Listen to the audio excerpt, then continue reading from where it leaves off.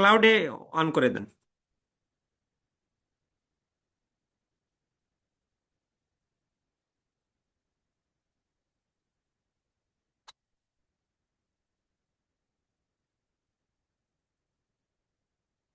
আচ্ছা, আসসালামু আলাইকুম সবাইকে। আমি প্রভাষক 36তম বিসিএস হিসাব বিজ্ঞান বিভাগ, নওগাঁ সরকারি কলেজ, নওগাঁ এবং এক্স ব্যাংকার।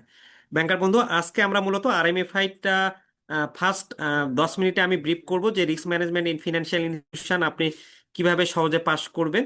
মূলত এইখান থেকে আমরা একটা নতুন কোয়েশ্চেন প্যাটার্নের প্ল্যানটা কিরকম হবে আমি 10 মিনিটে ব্রিফ করব। এর পরের অংশে আমাদের গোলাম রাব্বানী স্যার, যিনি 40তম বিসিএস ক্যাডার এবং এক্স ব্যাংকার, উনি মূলত আমার ডিপার্টমেন্টেরই এবং উনি পড়াশোনা করেছেন দিনাজপুরের হাজী দানেশ বিজ্ঞান ও প্রযুক্তি বিশ্ববিদ্যালয়ে। সেখানে ওনার রেজাল্ট খুবই ভালো ছিল, 1 থেকে 3-এর মধ্যে ছিলেন। এবং সেই সাথে আমাদের ডিপার্টমেন্টের ওনার পারফরমেন্স খুবই দুর্দান্ত। ফার্স্ট ইয়ার থেকে অনার্সের ফোর্থ ইয়ার পর্যন্ত যেগুলো খুব গুরুত্বপূর্ণ ম্যাথমেটিক্স সাবজেক্ট, খুব কঠিন কঠিন সাবজেক্ট, সেগুলো উনি নিয়ে থাকেন, ছাত্রদের হেল্প করে থাকেন এবং ছাত্ররা খুব ভালো ফিডব্যাক দেয়। এবং এর আগে উনি ক্রেডিট অপারেশন ম্যানেজমেন্ট ক্লাসটা নিয়েছেন। সেখানে উনি খুব সহজ সরল সহজবোধ্যভাবে উপস্থাপন করেছেন, উদাহরণ দিয়ে উপস্থাপন করেছেন, পড়ার বাইরে গিয়ে খুব সহজভাবে উপস্থাপন করেছেন, যেন আপনাদের পড়াটা খুব দ্রুত মুখস্থ হয় এবং অল্প পরিশ্রমে ব্যাংকে জব করে আপনারা যেন সহজে পাস করতে পারেন, এই জন্য উনি অনেক উদাহরণ দিয়ে দিয়ে পড়াটা সেদিনের নিয়েছিলেন। এবং পরবর্তীতে অনেক ব্যাংকাররাই আমাকে ফিডব্যাক জানিয়েছেন যে তারা ক্লাসটা এনজয় করেছেন। ইনশাল্লাহ আজকে উনি একটা দারুণ ক্লাস দিবেন আপনাদের। স্যার আব্বানি স্যার, আপনি সংক্ষেপে আপনার ইন্ট্রোডাকশনটা দিতে পারেন আপনার মতো করে। দেন আমি আহ, আমার মতো করে 10 মিনিট ব্রিফ করে আপনাকে মূল ফ্লোর দিয়ে আমি ক্লাস থেকে লিভ নিয়ে নেব।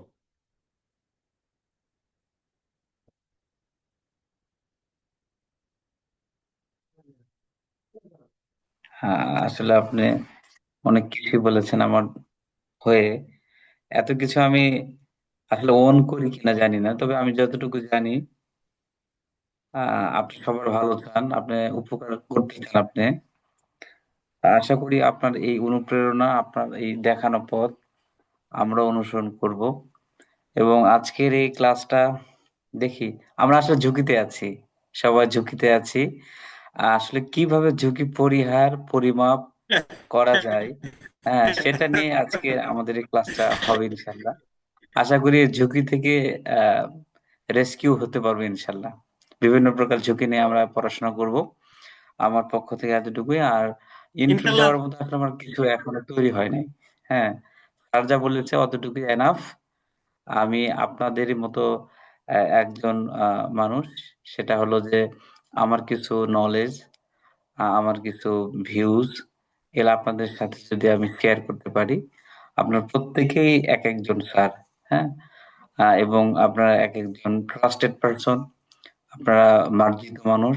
আপনাদের সাথে আশা করি 1টা ঘন্টা খুব ভালো যাবে। আশা করি আপনারা আমাকে একটু শুনবেন।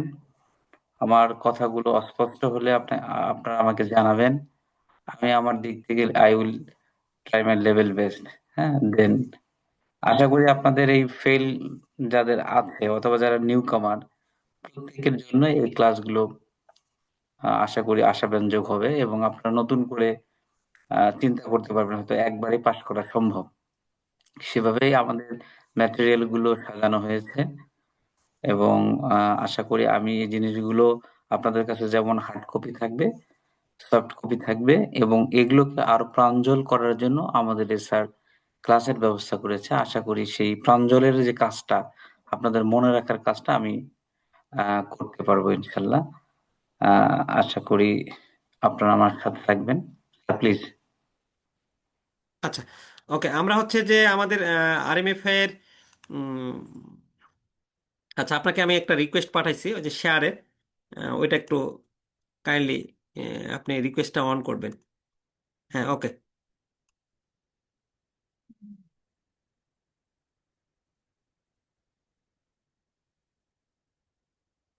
আচ্ছা, আপনারা নিশ্চয়ই RMFI risk management in financial institutions Bangla version এই পিডিএফটা দেখতে পাচ্ছেন। রাব্বানি স্যার, দেখা যাচ্ছে কি?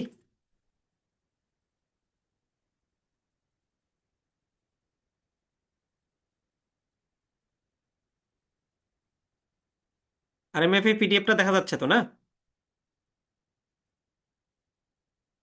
একটু মেসেজ দিবেন বা কেউ বলবেন কাইন্ডলি, স্যার দেখতে দেখা পাচ্ছেন কি? যাচ্ছে। আচ্ছা, ওকে। আহ, আচ্ছা, আরএমএফআই সহজে পাস করার জন্য আমরা কিছু গুরুত্বপূর্ণ টিপস। প্রথমেই আমরা, যদিও আমাদের নতুন কোয়েশ্চেন প্যাটার্নে সব চ্যাপ্টারই পড়তে হবে, বাট আমরা আপনারা জানেন যে 4 নম্বর পেজে আমরা কিছু দিক নির্দেশনা দিয়েছি, সেটাই আমরা একটু বলতেছি। যে আরএমএফ এর সবচেয়ে গুরুত্বপূর্ণ অধ্যায় আমরা ধরেছি module A, B, F and G. তাহলে সবার আগে আমরা মডিউল এ, বি, এফ এবং জি কভার করার চেষ্টা করব। আম, এবং এই 4টি অধ্যায় থেকে সবচেয়ে বেশি প্রশ্ন থাকে মূলত পরীক্ষায়। তাই এই 4টি অধ্যায় সবার আগে শেষ করার চেষ্টা করব। এবং আপনাদের আরএমএফ এর যে অঙ্কটা, এই অঙ্কটা পারলে রিস্ক ম্যানেজমেন্টে পাশ করাটা খুব সহজ হয়ে যাবে। সো এই অঙ্কটা নিয়ে আপনারা টেনশন থাকবেন না। অঙ্ক আমরা একটা ক্লাস দিব, একটা বা দুইটা ক্লাস। রাব্বানি স্যার খুবই দুর্দান্ত ভালো অঙ্কে ক্লাস নেন। খুব জটিল জটিল অঙ্ক, এর চেয়ে এটা তো খুবই সহজ অঙ্ক, এর চেয়েও আমরা অ্যাকাউন্টিংয়ে উনি অনেক জটিল জটিল অঙ্ক, আম, জটিল সাবজেক্টগুলো নিয়ে থাকে অনার্সে। সো এটা আমাদের কাছে পান্তা ভাতের মতো। সো একটা বা দুইটা ক্লাসে উনি এটা আপনাদের খুব ইজি করে দিবেন, এবং ওই অনুসারে যদি আপনারা প্র্যাকটিস করেন, ইনশাল্লাহ আমরা মডিউল জিতে যে ম্যাথটা দিয়েছি, সেই ম্যাথগুলো আপনি যদি আমরা বোঝানোর পরে প্র্যাকটিস করেন, গতানুগতিক অঙ্কগুলোই আসে, আপনি ইনশাল্লাহ এখানে 10-এ 10 পাবেন। সো এইখানে যদি 10-এ 10 পান, আর গুরুত্বের দিক দিয়ে আমরা মডিউল সি বিবেচনা করছি এবং এরপরে মডিউল ডিই। সো এইভাবে পড়বেন। বাট নতুন প্রশ্ন প্যাটার্নে আমরা কোনো অধ্যায় বাদ দিতে পারবো না, কারণ আমরা দেখতেছি যে 5টা পার্টে কোনো না কোনো ফরম্যাটে প্রশ্ন থাকতেছে। তো আমরা নর্মালি পার্ট এতে, তো আমরা প্ল্যানটা করব যে পার্ট এর, আপনারা জানেন যে 4টা প্রশ্ন থাকে, এবং এই 4টা প্রশ্ন থেকে 4টা, যে কোনো দুইটা প্রশ্নের অ্যান্সার করতে হয়, 20 2 গুণ 40 মার্কস থাকে। সো পার্ট এটা আমরা ভালো করে করার চেষ্টা করব, কারণ এখানে আমরা হ্যান্ড নোটে এবং ভিডিও ক্লাসে যা আলোচনা করব, আপনি যদি সেটা মাথায় রাখতে পারেন, ইনশাল্লাহ আপনি এখানে 40 মার্কস কমন পাবেন। এবং এই 40 কমন হয়ে গেলে অঙ্ক যদি গতানুগতিক আসে, এবং বেশিরভাগ ক্ষেত্রেই গতানুগতিক অঙ্কগুলো আসতেছে, সো ওই অঙ্কগুলো করে ফেললে আপনি কিন্তু 40 10-এ 50 আপনার কমন চলে আসবে। এবং কেস স্টাডিটা আপনি যখন রাব্বানি স্যার সরাসরি কেস স্টাডি আপনাদের সলিউশন করে দিবে, এবং যখন নলেজ আপনার 6টা ক্লাস শেষে হয়ে যাবে, তখন আপনি কিন্তু কেস স্টাডির অ্যান্সার ওই আলোকে লিখতে পারবেন। বাট কেস স্টাডি যখন পরীক্ষায় আসবে, কেস স্টাডি একটা বড় ধরনের থাকে, সেটা আপনি একটু ঠান্ডা মাথায় আগে রিডিং পড়ে নিয়ে তারপর দেন অ্যান্সারটা লেখার চেষ্টা করবেন, বাট প্রশ্নটা আগে খুবই ভালো করে পড়ার চেষ্টা করবেন। তারপর পার্ট ডিতে আমাদের 10টা পার্থক্য থাকবে। সেই পার্থক্যগুলো থেকে যে কোনো 5টা পার্থক্য লিখতে হয়। এইখানে আমাদের ডিফারেন্সটা আমরা খুব ভালো করে পড়বো, কারণ ডিফারেন্সটা সেম একেবারে অঙ্কের মতন মার্কস, 2 মার্কস করে থাকে, তো 5 2 গুণ 10। সো আমরা ডিফারেন্স সেকশনটা খুবই খুবই ভালো করে পড়ার চেষ্টা করব, যেন আমরা খুব ইজিলি মার্কস পাই। আর পার্ট ইতে শর্ট কোয়েশ্চেন থাকবে 10টা। আপনারা জানেন যে শর্ট কোয়েশ্চেনের মার্কস 2 করে থাকে, 10 2 গুণ 20 থাকে। সো আমরা একটা প্রশ্ন যদি যাই সবার শেষে আমাদের বইয়ের, তাহলে আপনাদের জন্য ব্যাপারটা ইজি হবে। আর আমরা মেইনলি, আপনারা যারা আমাদের হ্যান্ডনোট নিয়েছেন বা ভিডিও ক্লাস নিয়েছেন, তারা কিভাবে বইটা পড়বেন, প্রথমেই যে চ্যাপ্টার পড়তে যাবেন, যেমন ধরে নেন মডিউলে introduction risk management Bangla version বা ইংলিশ ভার্সন যেটাই, সেই চ্যাপ্টারটা পড়তে যাওয়ার আগে এখানে আমরা কিছু গুরুত্বপূর্ণ টপিকস লিখে দিয়েছি। এই চ্যাপ্টারে তো অনেক টপিকস আছে, বাট যেই টপিকসগুলো বেশি গুরুত্বপূর্ণ সেইটা আপনারা দেখে পড়ার চেষ্টা করবেন। যেমন আমরা ফার্স্ট চ্যাপ্টারে বলছি রিস্ক এবং রিস্ক ম্যানেজমেন্ট কাকে বলে ভালো করে পড়তে হবে, এবং রিস্কের সাথে রিটার্নের যে রিলেশনশিপ, তারপর ইআরএম, রিস্ক কালচার, ইনহারেন্ট রিস্ক বা সহজাত ঝুঁকি, রেসিডিয়াল রিস্ক বা অবশিষ্ট ঝুঁকি সম্পর্কিত প্রশ্নগুলো ভালো করে পড়তে হবে এবারের পরীক্ষার জন্য। সো এইভাবে আমরা প্রতিটা চ্যাপ্টারে গুরুত্বপূর্ণ টপিকস উল্লেখ করে দিছি, যেটা আর বাজারের কোনো বইয়ে পাবেন না। আর এছাড়াও আপনারা, আমরা হ্যান্ডনোটের পাশে 3 স্টার 2 স্টার 1 স্টার করে দিয়েছি। প্রথম থেকেই আপনারা সাজানো গোছানো পড়বেন। পরীক্ষার আগে 2 3 দিন বা 7 8 দিন আগে সাজেশন পেয়ে আসলে কোনো লাভ হয় না, কারণ আপনি ব্যাংকে জব করে পড়ার ওইরকম সময়ই পান না আর কি। সো আমরা প্রথমেই আপনাকে সাজেশন করে গুছিয়ে দিছি, সো এটা আপনি টেনশন করবেন না। সো এইভাবে আপনারা পড়বেন। আর যেহেতু আমরা বিগত বছরের প্রশ্ন এবং আম, এইখানে আপনাকে আরেকটা জিনিস আমরা দেখাই, যে সূচিপত্রে যদি দেখেন আপনি, এখানে আমাদের মডিউলে ইন্ট্রোডাকশন 5 নম্বর পেজ থেকে শুরু হয়েছে, এবং আমাদের শেষ হয়েছে ম্যাথমেটিক্যাল প্রবলেম 86 পেজে। অর্থাৎ আপনি এখানে মোটামুটি 80 পেজের একটা হ্যান্ড নোট পড়ে ফেললে আপনাকে আমরা 99% গ্যারান্টি দিতে পারি, আপনি যদি এইটার 80 পেজ মাথায় ঠিক মতো রাখতে পারেন এবং টু দ্য পয়েন্টে লিখতে পারেন, তাহলে ইনশাল্লাহ 45 মার্কস যে পাস মার্কস, সেটা আপনার পাস হয়ে যাবে। এই মানে আপনার এমন নাই যে এই 80 2 গুণ, অনেকের বই আছে যে এর চেয়ে ডাবল পড়তে হয়। হ্যাঁ, 160 পেজ মেটামেন্টরের বা অন্যান্য আরো বাজারে যে বইগুলো আছে, 150-200 পেজ, সেই জায়গায় আমরা কিন্তু আপনাদেরকে ওদের চেয়ে অর্ধেক করে দিয়েছি। তো এই অর্ধেকটা আপনার কিন্তু এইটা করতে গিয়ে রাব্বানি স্যার এবং আমাকে প্রচুর খাটতে হয়েছে, কোন প্রশ্নগুলো নিব কোন প্রশ্নগুলো বাদ দিব, সেগুলো করতে গিয়ে যেহেতু আমরা দুজনেই টিচিং প্রফেশনে আছে এবং এক্স ব্যাংকার ছিলাম, সো আপনারা আমাদের উপর ট্রাস্ট রাখতে পারেন। অনেকে মনে করেন যে স্যার এই 80 পেজের মধ্যে পড়বো, এখান থেকে কমন পাবো কিনা বা আরো বই পড়বো কিনা। আপনার এটা নিয়ে ওরিড হওয়ার কিচ্ছু নাই, কোনো বই পড়ার দরকার নাই। আপনি হ্যাঁ, এটা শেষ করার পর যদি আপনি একটা আইবিবি টেক্সট বইয়ের ইংলিশ ভার্সন বইটা একটা কি বলে রেফারেন্স বই হিসেবে এমনি রিডিং পড়বেন, হ্যাঁ পড়তে পারেন, যত পড়বেন তত তো ভালো। বাট আগে, সবার আগে এই ফরজ কাজটা, এই ফরজ বইটা কমপ্লিট করেন 80 পেজের। ইনশাল্লাহ আপনার পাস হয়ে যাবে, এটা নিয়ে কোনো টেনশন হওয়ার কারণ নেই। কারণ আমরা বিগত বছরের প্রশ্নগুলো অ্যানালাইসিস করছি, মূলত আইবিবি টেক্সট বইয়ের প্রশ্ন। এই যে আমরা প্রশ্নের পাশে আইবিবি 4 নাম্বার দিয়েছে, আপনারা জানেন যে আইবিবির একটা রিডিং ম্যাটেরিয়াল আছে এবং ওই রিডিং ম্যাটেরিয়াল থেকে হুবহু পরীক্ষায় কমন আসে। সো ওই জন্য আমরা আইবিবির প্রশ্নগুলো নিয়েছি এবং বিগত বছরের প্রশ্নগুলো নিয়েছি। এবং কিছু প্রশ্ন আইবিবির, এই যে যেমন এখানে লেখা আছে আইবিবি টপিক 1.6.4, অর্থাৎ ওই চ্যাপ্টারের আইবিবি টপিক্সের যে আইবিবি যে রিডিং ম্যাটেরিয়ালটা দিয়েছে, সেখানে যখন ওরা এটা আলোচনা করেছে তখন এটা টপিক ছিল এটা। তো অনেক সময় তারা চ্যাপ্টারের শেষে প্রশ্ন না ধরলেও টপিক থেকে সরাসরি হবু প্রশ্ন তুলে দেয়। সো আমরা আইবিবি টেক্সট বইটাকে বাইবেল ধরে, বাট ওর প্রশ্ন তো ওইখানে তো ল্যাঙ্গুয়েজটা অনেক কঠিন করা আছে, আমরা ল্যাঙ্গুয়েজটা খুব সহজ করে লিখে দিয়েছি, গুগল ট্রান্সলেট না। বাজারের অনেক বই আবার গুগল ট্রান্সলেট করছে, তো সহজ সরল ভাষায় লিখছি।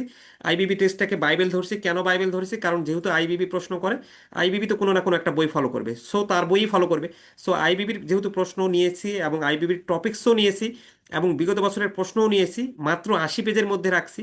বারবার বলতেছি যে মাত্র 80 পেজের মধ্যে রাখছি, যেটা আপনার মেটামেন্টরে গেলে এর চেয়ে ডাবল পড়তে হবে, 160 পেজের উপরে পড়তে হবে। বাট এই যে যেহেতু 80 পেজের মধ্যেই আইবিবি টেক্সট বই কভার করছি, বিগত বছর কভার করছি, সো এটা নিয়ে ওরিড হওয়ার কিচ্ছু নাই। আপনি এতটুকু প্রশ্ন যদি পেজ না পড়েন, তাহলে আমরা আর আপনার জন্য জন্য কি করতে পারি?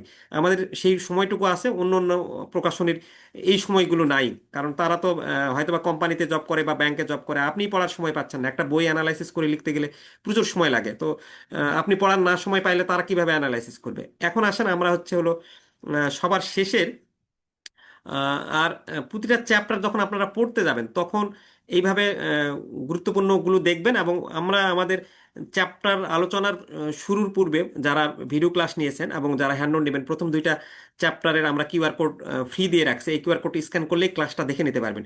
সো আমাদের ক্লাস শুরু হওয়ার আগে, আপনি রাব্বানি স্যার ক্লাস যখন নেবেন তার আগেই আপনারা কিউআর কোড স্ক্যান করে ক্লাসটা দেখে নেবেন। তাহলে উনি যখন ক্লাসটা করাবেন তখন আপনি দেখবেন যে আপনার ডাবল রিভিশন হয়ে যাচ্ছে, পড়াটা আপনার খুব দ্রুত মুখস্থ হয়ে যাচ্ছে আর কি। এভাবে আপনি ABCDEFটা কমপ্লিট করবেন। আমরা লাস্টে একটু সবার শেষে যে অঙ্কগুলো আপনাদের পরীক্ষাতে আসবে, যতটুকু অঙ্ক করলে আমরা দুজন মিলে অ্যানালাইসিস করে বের করছি যেগুলো, সেটা হচ্ছে আপনার আমরা দেখাই যে মডিউল জিতে আমরা অঙ্কগুলো ধরছি। তো এবং নতুন কোয়েশ্চেন প্যাটার্ন অনুসারে আমরা এই যে মডিউল জিতে 79 নাম্বারে আমরা ম্যাথমেটিক্যাল প্রবলেম অঙ্ক করার পূর্বে কি কি অঙ্ক নিয়মগুলো জানবেন, এবং তারপরে বেশ কিছু আমরা অঙ্ক দিয়েছি। এই অঙ্কগুলো করলে ইনশাল্লাহ অঙ্ক পরীক্ষাতে কমন চলে আসবে।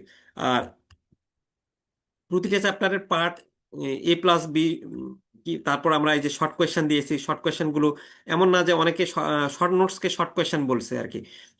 অনেকে আলাদাভাবে শর্ট কোয়েশ্চেন না দিয়ে যেটা শর্ট নোটস সেটাই শর্ট কোয়েশ্চেন দিয়েছে, কিন্তু সেটা তো পড়লে ওইভাবে ভুল হবে। সো আমরা প্রতিটা চ্যাপ্টারে ইম্পর্টেন্ট 15-20টা করে আপনাদের শর্ট কোয়েশ্চেন দিয়েছি, যেন এখানে তো পাস করার জন্য শর্ট কোয়েশ্চেনটা খুব গুরুত্বপূর্ণ। এবং সাথে আমরা ওই চ্যাপ্টারে যে গুরুত্বপূর্ণ ডিফারেন্স সেগুলো দিয়েছি। এখন আপনি একটা জিনিস খেয়াল করেন যে উম, আমরা ষষ্ঠ ব্যাংকিং ডিপ্লোমার যদি প্রশ্নটা দেখতে যাই, তাহলে এই যে 6 ব্যাংকিং ডিপ্লোমায় আপনি দেখতেছেন যে যে কোনো 2টি প্রশ্নের উত্তর দিন, 20 × 40, এরকম 1 2 3 4 থাকবে, আপনি যে কোনো 2টা প্রশ্নের উত্তর দিবেন। এটা আমাদের হ্যান্ড নোট পড়লেই কমন পেয়ে যাবেন। অঙ্ক তো আপনি এখানে বলতেছে দেখেন, যে কোনো একটি প্রশ্নের উত্তর দিন, ইংরেজি অংশ দ্রষ্টব্য। অর্থাৎ আপনি জানেন যে প্রশ্ন ইংলিশ ভার্সনে হয়, বাংলা ভার্সনে হয়, অঙ্কটা ইংলিশ ভার্সনে দিয়ে রাখছে। তো এটা তখন ইংলিশ ভার্সনে অঙ্কটা দেখে আমরা অ্যান্সারটা করব। তারপর পার্ট সি কেস স্টাডি। এরা কেস স্টাডি অনেক সময় বাংলা ভাষায় দেয়, অনেক সময় ইংরেজি অংশ দ্রষ্টব্য ইংলিশে দেয়। বাট আপনি যখন কেস স্টাডির অ্যান্সার করবেন, আপনি যদি এখানে বাংলা ভার্সনের অ্যান্সার করেন, তখন আপনি কেস স্টাডিটা বাংলা ভার্সনে লিখতে পারবেন, লিখবেন। এটা কোনো ভয় পাওয়ার কারণ নাই যে আমি ইংরেজি অংশ দ্রষ্টব্য দেখতেছি মানে আমাকে কেস স্টাডি ইংলিশে অ্যান্সার করতে হবে। নো, আপনি কেস স্টাডিটা বাংলায় অ্যান্সার করবেন। আর অঙ্কের ক্ষেত্রে আপনি টেকনিক্যাল ওয়ার্ড অঙ্কে আপনি ইংলিশে লেখা যায়, এটা কোনো প্রবলেম না। আর পার্ট ডি এটা হচ্ছে হলো ডিফারেন্স, এটাও ইংলিশে অংশ দ্রষ্টব্য বলছে। তার মানে ইংরেজি অংশ দেখা মানে আপনাকে যে ডিফারেন্স ইংলিশ ভাষায় লিখতে হবে এমন না, এটা আপনি বাংলা ভাষায় লিখতে পারবেন। আর এখানে আমাদের কিছু শর্ট কোয়েশ্চেন দিয়েছে, যেটা 2 মার্কস করে। আপনারা জানেন যে 10 × 2 = 20। এই শর্ট কোয়েশ্চেন গুলো কিন্তু খুব আপনাদের জন্য গুরুত্বপূর্ণ। আপনারা যদি শর্ট কোয়েশ্চেনটা খুব আহ, 10টা শর্ট কোয়েশ্চেনে সবসময় 10টা কমন পাবেন না, হয়তো বা 7টা 8টা কমন পেলেন। যদি 7টা বা 8টাও কমন পান, তাহলে সেটা যদি আপনারা টু দ্য পয়েন্টে লিখেন, টু দ্য পয়েন্টে লিখলে এখানে কিন্তু 14 থেকে 15 মার্কস ইজিলি পারবেন। হ্যাঁ, এখানে টিচাররা মার্কস কাটে না, অঙ্কের মতন মার্কস পাবেন। সো এখানে যদি আপনি 15 মার্কস পান, ডিফারেন্স থেকে আপনি মিনিমাম 10-এর মধ্যে 8 তো পাবেনই, 7-8 পাবেন।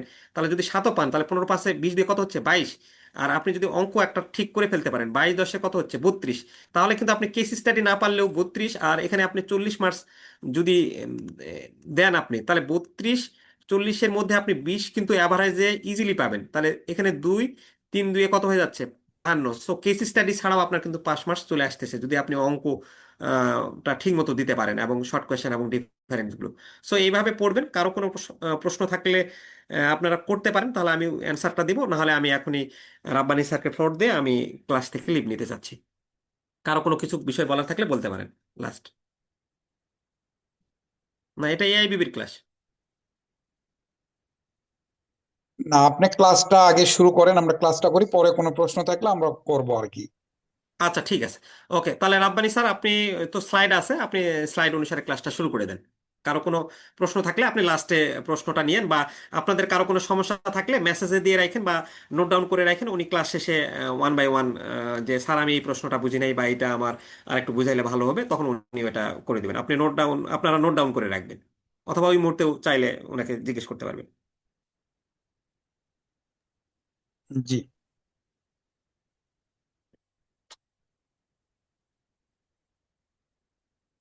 রাব্বানি স্যার আছেন?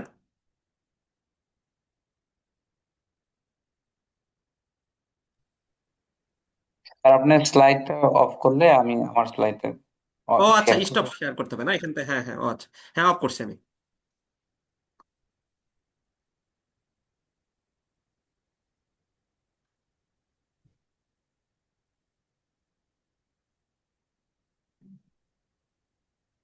ওকে, আচ্ছা, আমার আরেকটা স্লাইড। বিষয় আপনারা, হুম, স্লাইডটা দেখেন। আর আমি এর মধ্যে শুনে নিই আপনাদের কাছ থেকে। আপনারা তো বলতেছেন যে ক্লাসটা কম হয়ে গেছে, আর এমএফএ আমরা এই মাসে দিব আর 1-2টা ক্লাস। তো সেক্ষেত্রে কি কালকে আমরা রাতে একটা ক্লাস দিতে পারি, নাকি না অনেকে আবার ভোটের ডিউটি দেওয়াটা ঠিক হবে না? মানে যারা পেইড মেম্বার আছেন তারা বলতে পারেন। বা রাব্বানি স্যারও যদি ফাঁকা থাকে, তাহলে আমরা কালকে একটা ক্লাস কি রাব্বানি স্যার নেওয়া আগে ওনাদের কাছ থেকে শুনি কি বলে, তারপর আপনার কাছ জি, থেকেও মতামত শুনবো নি, পারবেন কিনা।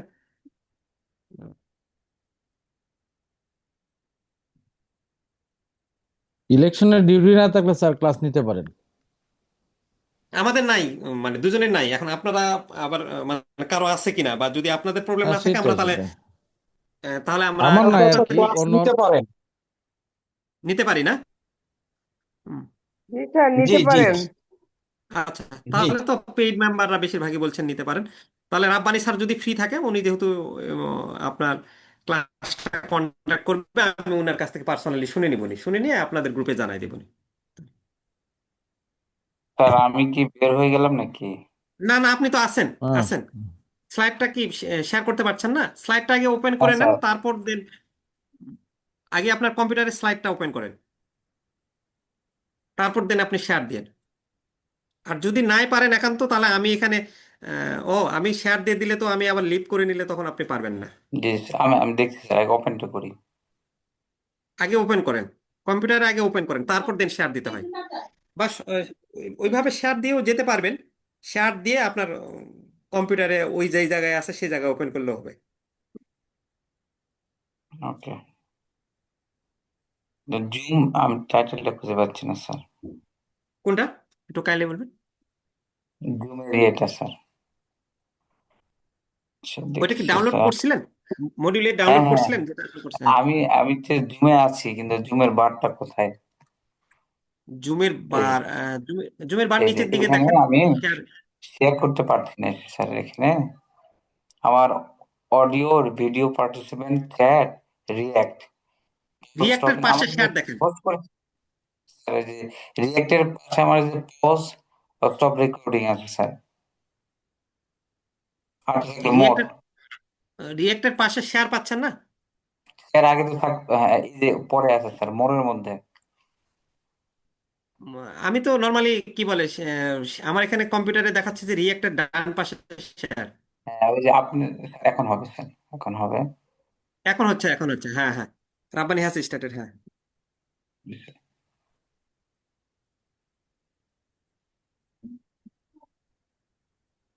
ওকে,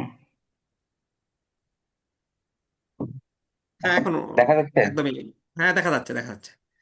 আর ওকে, রেকর্ড তো আপনি ওই যে আপনার ক্লাউডেই রেকর্ড হচ্ছে, তাহলে আমি 2-3 মিনিট জি জি, পরেই লিভ নিয়ে নিব। আপনি আপনার মতন ক্লাসটা সেশন কমপ্লিট করে আমাকে জাস্ট একটা মেসেজ দিন যে স্যার কমপ্লিট হয়ে গেছে। Okay sir. আচ্ছা।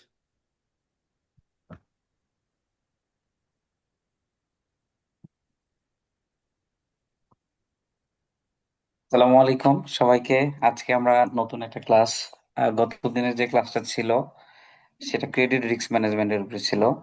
আজকেরটা রিস্ক ম্যানেজমেন্ট, এটাও রিস্ক ম্যানেজমেন্ট। তো ফিনান্সিয়াল ইনস্টিটিউশন মূলত আপনারা যেখানে আছেন কাজ করছেন, ব্যাংক, ব্যাংক ছাড়াও কিন্তু কিছু ফিনান্সিয়াল ইনস্টিটিউশন আছে, যেমন এনজিও গুলা হতে পারে, আর্থিক প্রতিষ্ঠান যারা শুধু লোন দেয় বাট জামানত নেয় না। আর আপনাদের ব্যাংকের কার্যক্রমে তো অবশ্যই জামানত নেওয়া, ঋণ দেওয়া, এই দুটা কাজ মিল থাকে না। তারপর আপনারা ওই যে কিছু সম্পদের সিকিউরিটি দেন, যেখানে আমাদের মতো যারা আমজনতা আছে তাদের মূলত ওই যে লকার সিস্টেম রাখছেন আপনারা, সেখানে মূলত আমরা আমাদের কিছু মূল্যবান সম্পদ জমা রাখতে পারি, সেটা হচ্ছে লকার সিস্টেম। আজকে আমরা মূলত যে কাজটা করব সেটা হচ্ছে রিস্ক। বাংলা যদি বলি ঝুঁকি, ঝুঁকিটা হলো আপনার আর্থিক ক্ষতি হবার সম্ভাবনা আছে, এরকম বিষয়কে আমরা ক্ষতি বা ঝুঁকি বলবো। ঠিক আমরা বইয়ের ভাষায় এটাকে কিভাবে আইডেন্টিফাই করা হয়েছে দেখেন, বলতে একটা আর্থিক প্রতিষ্ঠানের ঝুঁকি বলতে বোঝায় এমন অপ্রত্যাশিত ক্ষতি বা পরিস্থিতি যা তার লাভ, তরল সম্পদ বা সুনামের উপর প্রভাব পড়ে। দেন এই প্রতিষ্ঠানে বিভিন্ন ধরনের ঝুঁকি থাকে, যেমন ক্রেডিট ঝুঁকি, গ্রাহক ঋণ পরিশোধ না করলে একটা ঝুঁকি থাকে। হ্যাঁ, দেন মার্কেট ঝুঁকি, যেমন এই এই দুইটা ঝুঁকি আপনারা একটু মনে রাখবেন, ক্রেডিট ঝুঁকি এবং মার্কেট ঝুঁকি। কারণ আমরা ঝুঁকিকে সাধারণত 3 রকম ভাবে আমরা আইডেন্টিফাই করতে পারি। এরপরও আরো অনেক ধরনের ঝুঁকি আসবে আজকে। তো মূলত আমরা ক্রেডিট ঝুঁকিটা বেশি বেশি দেখবো, আর হচ্ছে মার্কেট ঝুঁকি। তাহলে ক্রেডিট ঝুঁকি কোনটা? গ্রাহক ঋণ নিয়েছে কিন্তু পরিশোধ করছে না, এই যে পরিশোধ না করার যে প্রবণতা, সেটাকে আইডেন্টিফাই করা হচ্ছে ঝুঁকির মাধ্যমে। আরেকটা হচ্ছে মার্কেট ঝুঁকি, যেটাকে আমরা বাংলা বলছি বাজার ঝুঁকি। এটা মূলত সুদের হার বা মুদ্রার পরিবর্তনের কারণে এই ক্ষতিটা হতে পারে। তাহলে ব্যাংকে চাকরি করছেন, সুদের হার থাকবে না, সেটা তো হতে পারে না। তাহলে এই দুইটা ঝুঁকি খুবই খুবই গুরুত্বপূর্ণ। এছাড়া অপারেশনাল ঝুঁকি, ব্যবস্থা বা প্রক্রিয়ার ব্যর্থতা, যদি আপনার ফাংশন যদি ভালো না হয়, আপনার ডিপার্টমেন্টের বা আপনার ওই ব্যাংকের ব্যবস্থাপকের যে প্রক্রিয়া বা ব্যবস্থাপনা, সেটা যদি তুলনামূলক একটু ডিসরাপ্ট হয়, সেই ক্ষেত্রে যে ঝুঁকিটা তৈরি হতে পারে সেটা অপারেশনাল ঝুঁকি, সেটা আমরা আরো করব। এবং আরেকটা গুরুত্বপূর্ণ ঝুঁকি দেখেন, লিকুইডিটি ঝুঁকি, মানে পর্যাপ্ত নগদ না থাকলে। এটা এই সামনে ভোটের কথা বলবো না, সামনে আমরা ঈদের কথা দেখছি। ঈদের সময় দেখবেন যে মূলত অনেক ব্যাংকে আপনারা দেখবেন যে টাকা থাকে না, তাদের যে আস্থা, তাদের কাস্টমার যাচ্ছে কিন্তু টাকা দিতে পারছে না, এটা আস্থাটা নষ্ট হয়ে যায়। সেই জন্য দেখবেন আপনারা কল মানি নেন, এগুলা আপনারা জানেন, হ্যাঁ, কল মানি নিতে হয় অন্য ব্যাংক থেকে টাকা, অল্প সময়ের জন্য চড়া সুদে ধার নিতে হয়। তো এটা একটা লিকুইডিটি ঝুঁকি। এসব ঝুঁকি সঠিকভাবে পরিচালনা করা ব্যাংকের স্থিতিশীলতা ও আমানতকারী টাকা রক্ষা করতে সহায়ক। ওকে, ওরা হচ্ছে ঝুঁকি এবং মুনাফার মধ্যে সম্পর্ক কি। এখানে একটা প্রবাদ আছে যে no risk no gain, no pain no gain, এই টাইপের কথা আছে। মানে আমি যদি ঝুঁকি না নিই তাহলে আমার মুনাফা হবে না। ঝুঁকি এবং মুনাফার মধ্যে তাদের সমমুখী সম্পর্ক। সমমুখী সম্পর্ক বলতে যেখানে আপনি ঝুঁকি বেশি নেবেন সেখানে মুনাফার পরিমাণটা বেশি হবে। ওকে, তো বলছি ঝুঁকি ও মুনাফার মধ্যে সম্পর্ক হলো যত বেশি ঝুঁকি নেওয়া হয় তত বেশি মুনাফা অর্জনের সম্ভাবনা থাকে, আর কম ঝুঁকির ক্ষেত্রে মুনাফা সাধারণত কম হয়। এটা যদি উদাহরণ দিই আপনারা বুঝতে পারবেন। দেখবেন যে টি বিল যেটা বলা হয়, ট্রেজারি বিল যেটা সরকারি, হ্যাঁ, বা ট্রেজারি বন্ড, এগুলোতে মানুষ টাকা রাখতে চায় কেন? এগুলোতে 0% ঝুঁকি, মানে আপনার হয়তো ইন্টারেস্ট রেট কম কারণ এখানে ঝুঁকি কম, রিটার্নও কম, হয়তো 6%, 7%, 8% এরকম সরকারি বন্ডে দেয়। যার কারণে এগুলোতে একেবারে লো রিস্ক নাই বললে চলে, তাই না? তাহলে আমরা ঝুঁকি এবং মুনাফার মধ্যে সম্পর্ক দেখছি। যেখানে ঝুঁকি বেশি সেখানে মুনাফার পরিমাণও বেশি, আর যেখানে ঝুঁকি কম বা তুলনামূলক নাই সেখানে আয়ের পরিমাণ একেবারেই কম। এই জন্য আমরা বলছি এখানে ঝুঁকি এবং মুনাফার মধ্যে সমমুখী সম্পর্ক। তারা যদি ঝুঁকি মুনাফা দুটাই বাড়াতে চায় তাহলে একরকম, আর যদি ঝুঁকি কম নিতে চায় তাহলে মুনাফা কম হবে। ওকে, এটাই। এটা আপনারা বানায় না কিছু লিখে দিবেন। আমরা কিছু প্রশ্ন করব, যে প্রশ্নের সাথে একটার সাথে আর একটার উত্তরে একেবারে সামঞ্জস্য আছে। সেই প্রশ্নগুলো আমি চেষ্টা করব ফাইন্ড আউট করে দেয়ার। কারণ আপনারা যখন পরীক্ষা লিখবেন দেখবেন যে একটা প্রশ্ন পড়ে গেছেন, 3টা 4টা প্রশ্ন আপনার অ্যান্সার হয়ে গেছে। ওগুলোই আপনার বাই রোটেশন করে আপনি লিখতে পারবেন। ওকে, তাহলে বলতে আপনি ঝুঁকি ব্যবস্থাপনা বলতে কি বোঝেন? বিষয়টা এমন হয়েছে আপনার ঘরে আগুন লেগেছে, আপনি এটা এখন কিভাবে মিটিগেট করবেন? দেখা যাক কিভাবে বলেছে। ঝুঁকি ব্যবস্থাপনা হলো এমন একটি প্রক্রিয়া যার মাধ্যমে কোনো আর্থিক প্রতিষ্ঠান বা ব্যবসায়ের ঝুঁকি শনাক্ত করে, মূল্যায়ন করে এবং তা নিয়ন্ত্রণ বা কমানোর ব্যবস্থা নেয়। ধরেন আপনার বাসায় আগুন লাগতে পারে, কোথা থেকে লাগতে পারে, শর্ট সার্কিট থেকে লাগতে পারে, তাই না? এগুলো যদি আপনি আগে প্রথমে শনাক্ত করবেন, আর যদি আগুন লেগেই যায় কতটুকু পুড়তে পারে বাসাটার, হ্যাঁ, সেটা আপনি ধরেন যে মূল্যায়ন করলেন। তারপরে যখন ঝুঁকিটা হয়েই গেল বা এটাকে নিয়ন্ত্রণ কতটুকু নিয়ন্ত্রণযোগ্য সেটা আপনি কমানোর একটা ব্যবস্থা নেন, যে না শর্ট সার্কিট যেন না লাগে, বা শর্ট সার্কিট যেন না হয় তাহলে আমি উন্নত মানের তামা ব্যবহার করব, বা এখন আরসিবি কি কি যেন আসছে, এই টাইপের জিনিসগুলো আমরা বাসাবাড়িতে ব্যবহার করব। তাহলে দেখবেন যে বাসাবাড়ির ঝুঁকি কমে আসছে। ঠিক সেম সিস্টেম আপনার এখন সাইবার অ্যাটাক হচ্ছে, বিভিন্ন ধরনের সমস্যা হচ্ছে ব্যাংকে। এই সময় তাহলে আপনি যে কাজটা করতে পারেন ঝুঁকি ব্যবস্থাপনার মধ্যে, যে আমার ঝুঁকি শনাক্তটা কি, সাইবার ক্রাইম হচ্ছে, যে আমার ডেটা হ্যাক হয়ে যাচ্ছে, তথ্যগুলো পাচার হয়ে যাচ্ছে, তাহলে এটা এটা শনাক্ত করলাম, আমার ঝুঁকি শনাক্ত হলো। মূল্যায়ন কিভাবে করব? কোন ধরনের ডেটাগুলো নিচ্ছে, কোন ধরনের ডেটাগুলো পাইরেসি হয়ে চলে যাচ্ছে, সেটা আমি মূল্যায়ন করার চেষ্টা করব। এবং নিয়ন্ত্রণ কিভাবে করব? হয়তো আমি একটা ফায়ারওয়াল তৈরি করলাম, অথবা আমার সাইবার টিমকে বা বা কেন্দ্রীয় ব্যবস্থাকে এটাকে আরো স্ট্রং করা হলো। আহ, এইভাবে আমরা ঝুঁকি ব্যবস্থাপনা করব। এটা একটা স্ট্রাকচারড ওয়ে। ওকে, ও এখন এখানে আপনাদের সুন্দর একটা উদাহরণ দিয়েছে, দেখেন।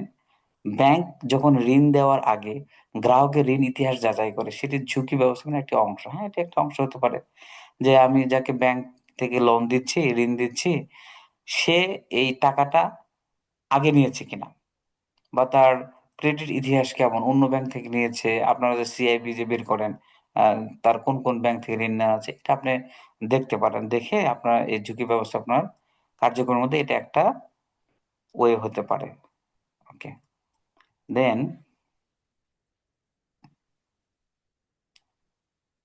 দেন আমরা যাই পরের প্রশ্নে। ব্যাংকিং বই, ট্রেডিং বই এবং ব্যালেন্স শিটের বাইরের এক্সপোজারের সাথে জড়িত ঝুঁকিগুলো সংক্ষেপে বর্ণনা করুন। ব্যাংকিং বই হচ্ছে ব্যাংকিং বুক। ঝুঁকি হলো ব্যাংকিং বুকে সাধারণত দীর্ঘমেয়াদী সম্পদ, মানে এটা আমরা আহ ব্যাংকের যে সম্পদ গুলা আছে বা ঋণ যেগুলো তাহলে দেয় এগুলোকে রাব্বানি স্যার একটু ইন্টারাপ্ট করি। আমি তাহলে জি লিভ স্যার। নিয়ে নিলাম। আপনি আপনার মতো ক্লাস নিয়ে কমপ্লিট হয়ে গেলে ওটা রেকর্ড মনে হয় ক্লাউডে হয়ে যাবে, আমাকে একটু জাস্ট জি জি জানান। জি আর জি স্যার। এর মধ্যে যদি দুই একজন আপনি একটু ওই খেয়াল করবেন, অনেকে মানে ক্লাসের মাঝখানে বা এতে জয়েন করতে চায়, হ্যাঁ, ওই জি জয়েনিং বা অ্যাডমিট একটা অপশন থাকে। যেহেতু আপনি হোস্ট আছেন, ওইটা একটা জাস্ট অ্যাডমিট করে নিলেই ও ক্লাসে জয়েন হয়ে যাবে। দুই একজন জি জি আমাদের জি অনেকেই মেসেজ দিচ্ছে, তো ওইটা একটু দেখেন আর কি। তো জি ঠিক আছে আমি তাহলে। দেখছি এবং হুম। দেবো হুম। স্যার। Okay sir. আচ্ছা, সবাই রাব্বানি স্যারের ক্লাসটা উপভোগ করেন। সবার জন্য শুভকামনা রইলো। আমি লিভ নিয়ে নিচ্ছি। Okay sir, thank you. তো আমরা মূলত আসলে ব্যাংকের জন্য ঋণটাই কিন্তু সম্পদ। আমাদের কিন্তু আলাদা। আমাদের ব্যক্তিগত ঋণ নিলে এটা দায়, কিন্তু ব্যাংক যখন সেই ঋণ দিচ্ছে মানুষকে, সেটা ব্যাংকের জন্য অ্যাসেট হচ্ছে। এই অ্যাসেটের উপর ভিত্তি করে আমরা কয়েকটা ভাবে এই ঝুঁকিকে আমরা সাজানোর চেষ্টা করেছি। সেটা হচ্ছে ব্যাংকিং বুক ঝুঁকি। এখানে সাধারণত দীর্ঘমেয়াদী যেগুলো সম্পদ, দীর্ঘমেয়াদী ঋণ দেয়, সেটা হচ্ছে আমরা ওই যে পড়েছিলাম যে সিন্ডিকেট ফাইন্যান্সিং, ব্রিজ ফাইন্যান্সিং পড়েছিলাম না? সেই সিন্ডিকেট ফাইন্যান্সিং এর মতো আর কি। যেমন দীর্ঘমেয়াদী যদি আমরা ঋণ দিই, তাহলে ঋণ ঝুঁকি তৈরি হয়, এটাকে ব্যাংকিং বুক ঝুঁকি বলবো আমরা। সুদের হারের ঝুঁকি, মানে এক এক বছর এক এক রকম সুদের হার বৃদ্ধি। এই কিছুদিন আগে, কিছুদিন বলবো না, কয়েক বছর আগে বলছিল 1 ডিজিটে থাকতে হবে আপনার সুদের হার। হ্যাঁ, সেটা আপনার ডিপোজিটের উপরেও এবং লোনের উপরেও। তখন দেখা গেলো 1 ডিজিট মানে 9, সর্বোচ্চ 9% তারা সুদ ধরতে পারতো। এখন যদি ওই ব্যারিয়ারটা উঠাই দিছে, এখন 9-এর উপর এখন বিভিন্ন ব্যাংক 11, 12, 13% হয়তো ধরছে। তাহলে এই যে বড় ধরনের যেগুলা ঋণ হচ্ছে বা ঋণের ঝুঁকি থাকে, এগুলোকে আমরা ব্যাংকিং বুক ঝুঁকি বলছি। দ্বিতীয়ত, ট্রেডিং।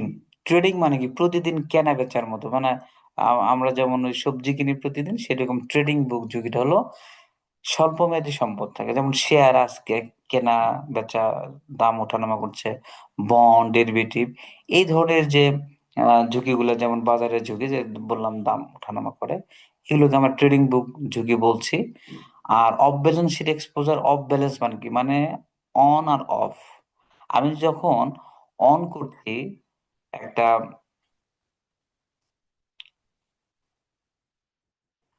আমি যখন অন করছি হয়তো কারেন্টের সুইচ, তখন কিন্তু আমার এখানে বাতি জ্বলছে।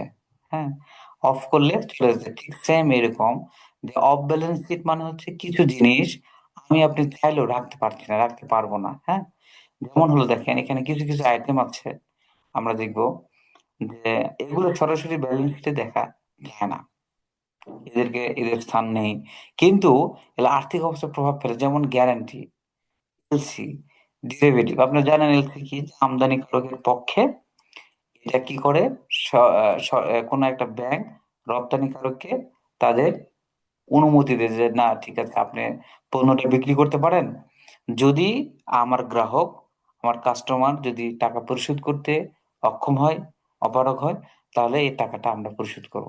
তাহলে এটা এলসি যে দিল, এই এলসিটা ক্ষেত্রে আপনি তো ধরেন যে এটাকে আর ব্যালেন্স শিটে দেখাতে পারছেন না, কারণ এলসি কে আপনি কোন সম্পদ হিসেবে দেখাবেন বা কোন দায় হিসেবে দেখাবেন, এটা একটা ভাসমান, একটা ক্লাউড একটা জিনিস, এটাকে আপনি দেখাতে পারছেন না। এই জন্য আমরা অফ ব্যালেন্স শিট বলছি। তবে এটাকে অবশ্যই দেখাতে হবে, এটাকে আমরা বলি অ্যাকাউন্টিং এর ভাষায় নোটস।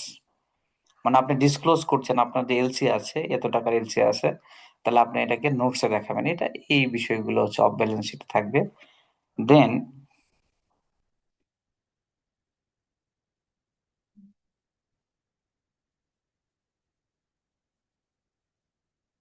পরের প্রশ্নটা হচ্ছে, বলছি আপনার প্রতিষ্ঠানের বর্তমান ঝুঁকি ব্যবস্থায় কি ধরনের পরিবর্তন প্রয়োজন বলে আপনি মনে করছেন? ওকে, তাহলে আমরা দেখি, এই যে এখন যে প্রশ্নটা আমরা পড়ছি, এই প্রশ্নের সাথে সামঞ্জস্য আমরা অনেকগুলো উত্তর পাবো। এই জন্য এই প্রশ্নটা আমরা একটু ভালো করে দেখব। তাহলে ঝুঁকি ব্যবস্থাপনায় প্রয়োজনীয় পরিবর্তন, প্রথম হচ্ছে রিয়েল টাইম পর্যবেক্ষণ। মানে যখনই ঝুঁকিটা হবে, ঠিক তখনই আমরা হয় কি, ওই যে যেমন আমাদের দেশে পুলিশ হয়, যেখানে মারামারি হচ্ছে, মারামারি মারামারি শেষ যখন হবে, শেষ হয়ে গেলে তখন আমরা কি করব? আমরা যাই ওখানে উপস্থিত হব। ওকে, তাহলে তখন গিয়ে আমরা যাই ওখানে কি করব, আমরা ফেস করব, এবং যা হবে তখন দেখবো কে কোথায় থাকবে, তাদেরকে হয়তো আমরা তুলে নিয়ে আসলাম। ওকে, কিন্তু এটা আসলে পুলিশের দ্বারা সম্ভব হয়তো, কিন্তু আমরা যখন একটা প্রতিষ্ঠানে থাকবো, তখন রিয়েল টাইম পর্যবেক্ষণ চালু করার ক্ষেত্রে আমরা বলবো ঝুঁকি দ্রুত ধরতে সাহায্য করে। যে যখনই ঝুঁকিটা হলো, তখনই আমরা এই আহ, ঝুঁকিটা আমরা পর্যবেক্ষণ করব। এরপরে কর্মীদের প্রশিক্ষণ বৃদ্ধি করা। এই কর্মীদের প্রশিক্ষণ বৃদ্ধি করার বিষয়টা এরকম যে আমার ব্যাংকে বা কোথাও যারা কর্মী হিসেবে আছে, এই কর্মীগুলোকে বিভিন্ন সময় প্রশিক্ষণ দেওয়া হয়। আসলে কিভাবে তারা আহ ঝুঁকি নির্ণয় করবে। তা আমার প্রতিষ্ঠানের কর্মীরা যদি নাই বোঝে ঝুঁকি কি, কিসের ঝুঁকি হতে পারে, কোনটা ঝুঁকি অ্যাভয়েডেবল, কোনটা ঝুঁকি অ্যাডমিটেবল, এটা যদি না বোঝে তাহলে তো সে ঝুঁকি মেনশন করতে পারবে না বা ঝুঁকি ফাইন্ড আউট করতে পারবে না। এই জন্য কর্মীদের মাঝে মাঝে প্রশিক্ষণ দিতে হবে। দেন বলছে উন্নত সফটওয়্যার ব্যবহার, এটা আমরা আগে বলেছি যে সাইবার ক্রাইমের মাধ্যমে এগুলো হয় আর কি। অটোমেশন ভুল কমায় এবং নির্ভুলতা বা এই জন্য উন্নত সফটওয়্যার ব্যবহার করবো আমরা। নিয়মিত স্ট্রেস টেস্ট করা, এটা জানতে সাহায্য করে ব্যাংক সংকট কতটা সহ্য করতে পারে। যেমন হচ্ছে যে হুট করে তারল্য যদি সংকটে পড়ে গেল, এটা একটা ঝুঁকি, তাহলে এই সময় আমরা কি করব? তাহলে ধরেন আপনার মার্কেন্টাইল ব্যাংক আল আরাফ ইসলামী ব্যাংক থেকে কিছু টাকা কল মানি নিল, নিয়ে দেন এই স্ট্রেসটা সে সক্ষম মানে মোকাবেলা করতে সক্ষম হবে। এই ধরনের আমরা মাঝে মাঝে টেস্ট করে দেখতে পারি। বিভাগগুলোর মধ্যে সমন্বয় বাড়ানো, আর একটা বলছে দলগুলোর মধ্যে ভালো যোগাযোগ ঝুঁকি নিয়ন্ত্রণ শক্তিশালী করে। এগুলোর মাধ্যমে আমরা মূলত ঝুঁকি ব্যবস্থাপনা করতে পারি। দেন প্রশ্ন হচ্ছে ব্যাংকের ঝুঁকি বিবেচনা আমার ভূমিকা, আমার বলতে আপনার ভূমিকা আর কি। হ্যাঁ, যেহেতু আপনার ব্যাংকে আছেন, আপনি একজন ব্যাংকের একজন ব্যাংকার হয়ে এমপ্লয়ি হয়ে কিভাবে ঝুঁকিটা মিটিগেট করবেন। এই যে দেখেন ওই প্রশ্নগুলো কিন্তু একই চলে আসছে, উত্তরগুলো সেম। সম্ভাব্য ঝুঁকি শনাক্ত করা, হ্যাঁ, তারপরে ঝুঁকি মূল্যায়ন ও বিশ্লেষণ করা। তাহলে কি ঝুঁকিটা হতে পারে সেটা পর্যবেক্ষণ করে আগে পর্যবেক্ষণ করি যাতে আগে ঝুঁকি ধরা যায়। ঝুঁকি মূল্যায়ন ও বিশ্লেষণ, ঝুঁকি কতটা ক্ষতিকর হতে পারে তা আমি বিশ্লেষণ করি। ওকে। দেন 3 নম্বর হচ্ছে নীতি অনুসরণ নিশ্চিত করা, এটা কি সবাই যেন ঝুঁকি সংক্রান্ত ব্যাংকের নীতি মেনে চলে তা আমি দেখি। আচ্ছা, দেন ব্যবস্থাপককে ঝুঁকি সম্পর্কে রিপোর্ট, আপনি কি কোন কোন ক্রাইটেরিয়াকে ঝুঁকি বলে আখ্যায়িত করতে যাচ্ছেন সেটা আপনার ব্যবস্থাপককে অবশ্যই দেখা যাচ্ছে বা আপনার যে সিনিয়র তাকে এটাকে রিপোর্ট করবেন। দেন প্রতিরোধমূলক ব্যবস্থা নেওয়ার সহায়তা, সম্ভাব্য ক্ষতি কমাতে আমি করণীয় পদক্ষেপ পরামর্শ দিই। হ্যাঁ, আপনি এরপরে যে এরকম একটা ঝুঁকি হতে যাচ্ছে যে আপনার উম ছেঁড়া টাকা আসতেছে বা জাল টাকা আসতেছে, এইটা আপনি কিভাবে মিটিগেট করবেন? বা আরো মানুষ ফ্রড করতে চায়, সেই প্রতিরোধমূলক কি ব্যবস্থা নিতে চান, এটা আপনার আ সিনিয়রকে দিতে পারেন। তাহলে এইভাবে আমরা ঝুঁকিগুলা আপনার ব্যাংকের মিটিগেট করবেন। দেন ৭ নম্বর প্রশ্ন হচ্ছে আপনার কি মনে হয় যে তত্ত্বাবধায়কই মানে সুপারভাইজর অ্যান্ড নিয়ন্ত্রক আ প্রতিষ্ঠানের সুষ্ঠু ঝুঁকি ব্যবস্থাপনা নিশ্চিত করা একমাত্র উপায়? আচ্ছা, এটা একজন সুপারভাইজার না থাকলে আসলে ওই যে আমরা একটা সময় দেখেছিলাম সততা নামের একটা স্টোর ছিল বিভিন্ন স্কুল পর্যায়ে, যে এখানে তার স্কুলের বাচ্চারা যাবে, যে যেটা মন চায় কিনবে, কিনে এসে সে টাকা দিয়ে চলে আসবে, ওখানে কোনো কি থাকবে না, কোনো দোকানদার থাকবে না। কিন্তু আসলে এরকম আমাদের দেশে এটা হয় না। যে যারটা নিজের মতো করে নিয়ে চলে আসবে, এই জন্য সুপারভাইজার একটা প্রতিষ্ঠানে অবশ্যই লাগবে। তো এই যে নিয়ন্ত্রক নির্দেশনা, কি কি জিনিস আমরা বিষয় মাথায় রাখবো? ঝুঁকি ব্যবস্থাপনায় নিয়ন্ত্রক সংস্থার ভূমিকা গুরুত্বপূর্ণ। কি কি বিষয়? একটা হলো নিয়ন্ত্রক নির্দেশনা, তারা যে নিয়ম নীতি আইন করেছে সেটা ঠিক মতো মানা হচ্ছে না সেটা দেখবো। দৃঢ় অভ্যন্তরীণ নিয়ন্ত্রণ, তার মানে এই যে ইন্টারনাল কন্ট্রোল বলছে আর কি। হ্যাঁ, প্রতিষ্ঠানের নিজস্ব শক্তিশালী ঝুঁকি নীতি থাকতে হবে, মানে তার ইন্টারনাল কন্ট্রোল অবশ্যই থাকতে হবে। মানে ভুল ত্রুটিগুলা দেখার বা ভুল ত্রুটিগুলো ফাইন্ড আউট করার মতো তার সক্ষমতা, ওইরকম কিছু ক্যাপাসিটির মানুষ রাখতে হবে। কর্মী সচেতনতা, ঝুঁকি বুঝে নিয়ম মেনে চলা কর্মীদের দায়িত্ব। ওই যে আমরা একটু আগে বললাম, কর্মীদের মাঝে মাঝে আপনারা আহ ট্রেনিং দিবেন, প্রশিক্ষণ দিবেন, তাহলে কর্মীরা সচেতন হবে। বা তাদেরকে মাঝে মাঝে ইনকারেজ করা। উচ্চ ব্যবস্থাপনা সহায়তা, নেতৃত্বের সমর্থন না থাকলে ঝুঁকি ব্যবস্থাপনা ব্যর্থ হতে পারে অবশ্যই। আপনি হয়তো জাল টাকা ধরার চেষ্টা করছেন কিন্তু আপনার ম্যানেজমেন্ট বলছে না ঠিক আছে এটা যা আছে এভাবে দাও, থাক। তাহলে আপনি যদি সিনিয়র যদি আপনাকে হেল্প না করে এগুলো কাজে, তাহলে এটা আসলে ফলপ্রসূ হবে না। দেন প্রযুক্তির ব্যবহার, আমরা আগে বলেছি যে ঘুরে ফিরে ওগুলো আসতেছে, তাহলে আপনারা নোট করে নেবেন যে আসলে এই প্রশ্নগুলোর উত্তর আমরা ঘুরে ফিরে এইভাবে দিব। আসলে স্যারেরা একেবারে পাই টু পাই পড়ে না, কিন্তু আপনি আসলে জিনিসগুলো মেনশন করতে পেরেছেন কিনা, মূল পয়েন্ট আউট করতে পেরেছেন কিনা, এগুলো কিন্তু আপনার বিবেচ্য বিষয়। প্রযুক্তির ব্যবহার, পাশাপাশি আমরা বলবো নিয়মিত প্রশিক্ষণ। ওকে। দেন ৮ নম্বর প্রশ্ন বলছে কিভাবে পরিচালনা পর্ষদ এবং ঊর্ধ্বতন ব্যবস্থাপনার সক্রিয় অংশগ্রহণ একটি আর্থিক প্রতিষ্ঠানের সুষ্ঠু ঝুঁকি ব্যবস্থাপনায় কার্যকরভাবে অবদান রাখে। তাহলে পরিচালনা পর্ষদ, সিনিয়র ম্যানেজমেন্ট আর ডিরেক্টরস, এই দুটা একটা 38% সুষ্ঠু ঝুঁকি ব্যবস্থাপনা কার্যকর অবদান রাখে। দেখবেন যে আবার সেম ঘুরে ফিরে আসতেছে। একটা হলো নীতিমালা প্রণয়ন। যারা সিনিয়র এবং ডিরেক্টরসরা থাকবে তারা বসে একটা নীতিমালা প্রণয়ন করবে কিভাবে আমরা ঝুঁকিগুলো মিটিগেট করব। দেন ঝুঁকি সচেতন সংস্কৃতি গঠন, তাদের সক্রিয় ভূমিকায় প্রতিষ্ঠানের ঝুঁকির বিষয়ে সচেতনতা তৈরি করা। এটা আমরা অলরেডি আগের প্রশ্নে পড়ে আসলাম। কৌশলগত পর্যবেক্ষণটা কি? তারা ঝুঁকির মাত্রা পর্যবেক্ষণ করে এবং ব্যবসায়িক লক্ষ্য অনুযায়ী সিদ্ধান্ত নেয়। তাহলে ঝুঁকিটা কোন মাত্রার সেটা পর্যবেক্ষণ করতে হবে, এটা টেকনিক্যালি। সম্পদের সঠিক বরাদ্দ, ঝুঁকি ব্যবস্থাপনার জন্য প্রয়োজনীয় জনবল, প্রযুক্তি ও সরঞ্জাম তারা দেয়। কাজে অবশ্যই সিনিয়র আপনার ম্যানেজমেন্ট এবং ডিরেক্টর তারা সম্পদের সঠিক বরাদ্দ করবেন। পর্যালোচনা ও উন্নয়ন, তারা নিয়মিত ঝুঁকি ব্যবস্থাপনা কাঠামো পর্যালোচনা করে ও উন্নয়ন করে। মানে যেহেতু ডিসিশন মেকার, তারা সিদ্ধান্তগুলো নিয়ে থাকে। দেন প্রশ্ন হলো ঝুঁকি ব্যবস্থাপনার পরিধি আলোচনা করো, মানে স্কোপ অফ রিস্ক ম্যানেজমেন্ট। আচ্ছা, তাহলে আমরা ঝুঁকিগুলাকে কার কার সাথে আমরা রিলেট করছি দেখেন। প্রথমে বলছে ঋণ ঝুঁকি।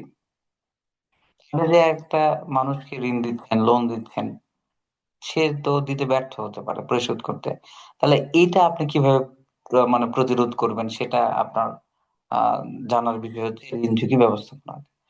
বাজার ঝুঁকি, আমরা বাজার ঝুঁকি বলছি আমরা, কিন্তু বাজার ঝুঁকি এবং ঋণ ঝুঁকি বারবার আসবে।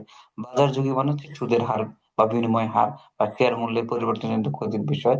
এই বিষয়গুলো বাজার ঝুঁকি ব্যবস্থাপনায় দেখা হয়। যে শেয়ার গুলোর বাজার খুব ওঠানামা করছে সেখানে ইনভেস্ট না করা ঠিক হবে। কার্যক্রমগত ঝুঁকি ব্যবস্থাপনা এটি ব্যক্তিগত মানে এটা হচ্ছে এটা কার্যক্রমগত ঝুঁকিটাকে আপনি সবসময় মনে রাখবেন। এটা টেকনিক্যাল বা সাইবার টাইমের সাথে মনে রাখবেন, তাহলে খুব দ্রুত এটা মনে থাকবে। প্রতিটা প্রশ্নে এটা আছে। এটি প্রযুক্তিগত ত্রুটি, মানবিক ভুল বা প্রতারণা থেকে আসা ঝুঁকি নিয়ন্ত্রণ করে। মানে ম্যানুয়ালি করলে অনেক সময় ভুল হয়, কিন্তু আপনি যখন একটা এক্সেল শিটে করছেন, কাজ করছেন, আপনি যেটা দিবেন ও ভুল করবে না, ও ঠিকই করবে আপনি যদি ইনস্ট্রাকশন ঠিক রাখেন। তরলতা ঝুঁকি ব্যবস্থাপনা এটি নিশ্চিত করে যে ব্যাংকের কাছে স্বল্প মেয়াদী দায়বদ্ধতার জন্য যথেষ্ট নগদ অর্থ আছে। না হলে যে যেমন এখন এক্সিম ব্যাংক, বিভিন্ন ব্যাংকের সমস্যা হচ্ছে, তারা তাদের কাস্টমারদের তো টাকা পরিশোধ করতে ব্যর্থ হচ্ছে। এটা তার তরলতার ঝুঁকির মধ্যে অবশ্যই তারা আছে।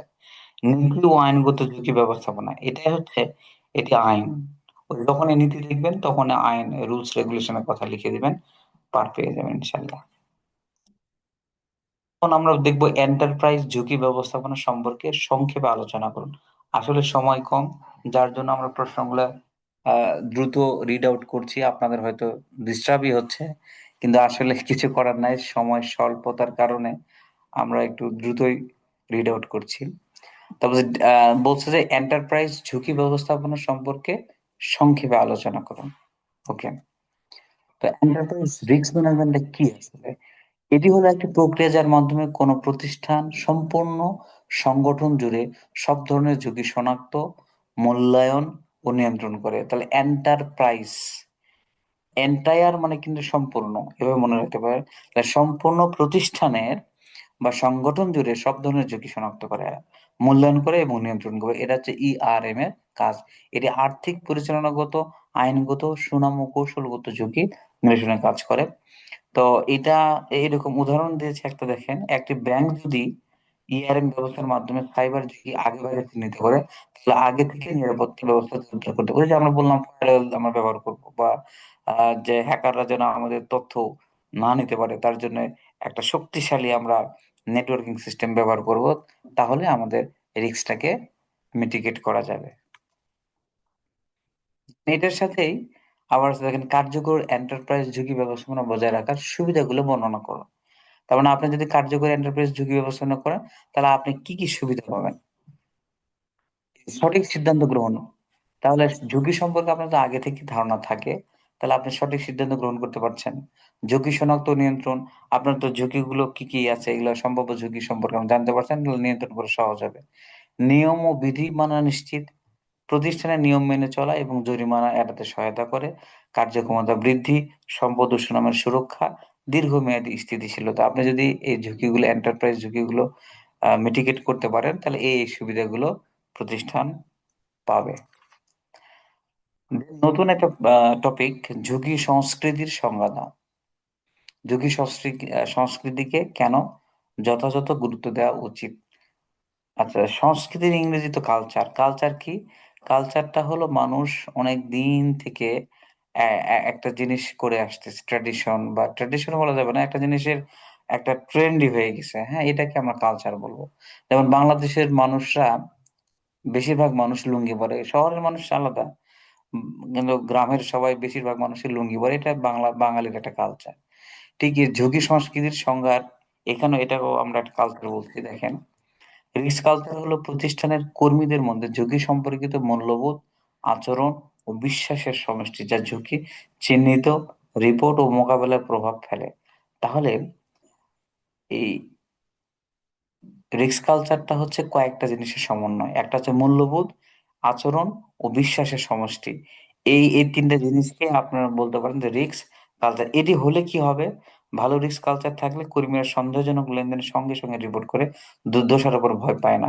তাহলে দেখা গেল যে, ওই যে বললাম, জাল টাকা বা কোনো ফ্রড দেখতে পেরেছে, তখন তারা সহজেই বা নিঃসন্দেহে সন্দেহজনক লেনদেনগুলো তারা সঙ্গে সঙ্গে সিনিয়র ম্যানেজমেন্টকে রিপোর্ট করবে, স্যার এটা মনে হয় ভুল হচ্ছে বা এটা ঠিক হচ্ছে, এরকম তারা নির্ভয়ে কাজটা করবে, এবং এটার জন্য, এটা করলে একটা প্রতিষ্ঠানের জন্য অনেক ভালো হবে।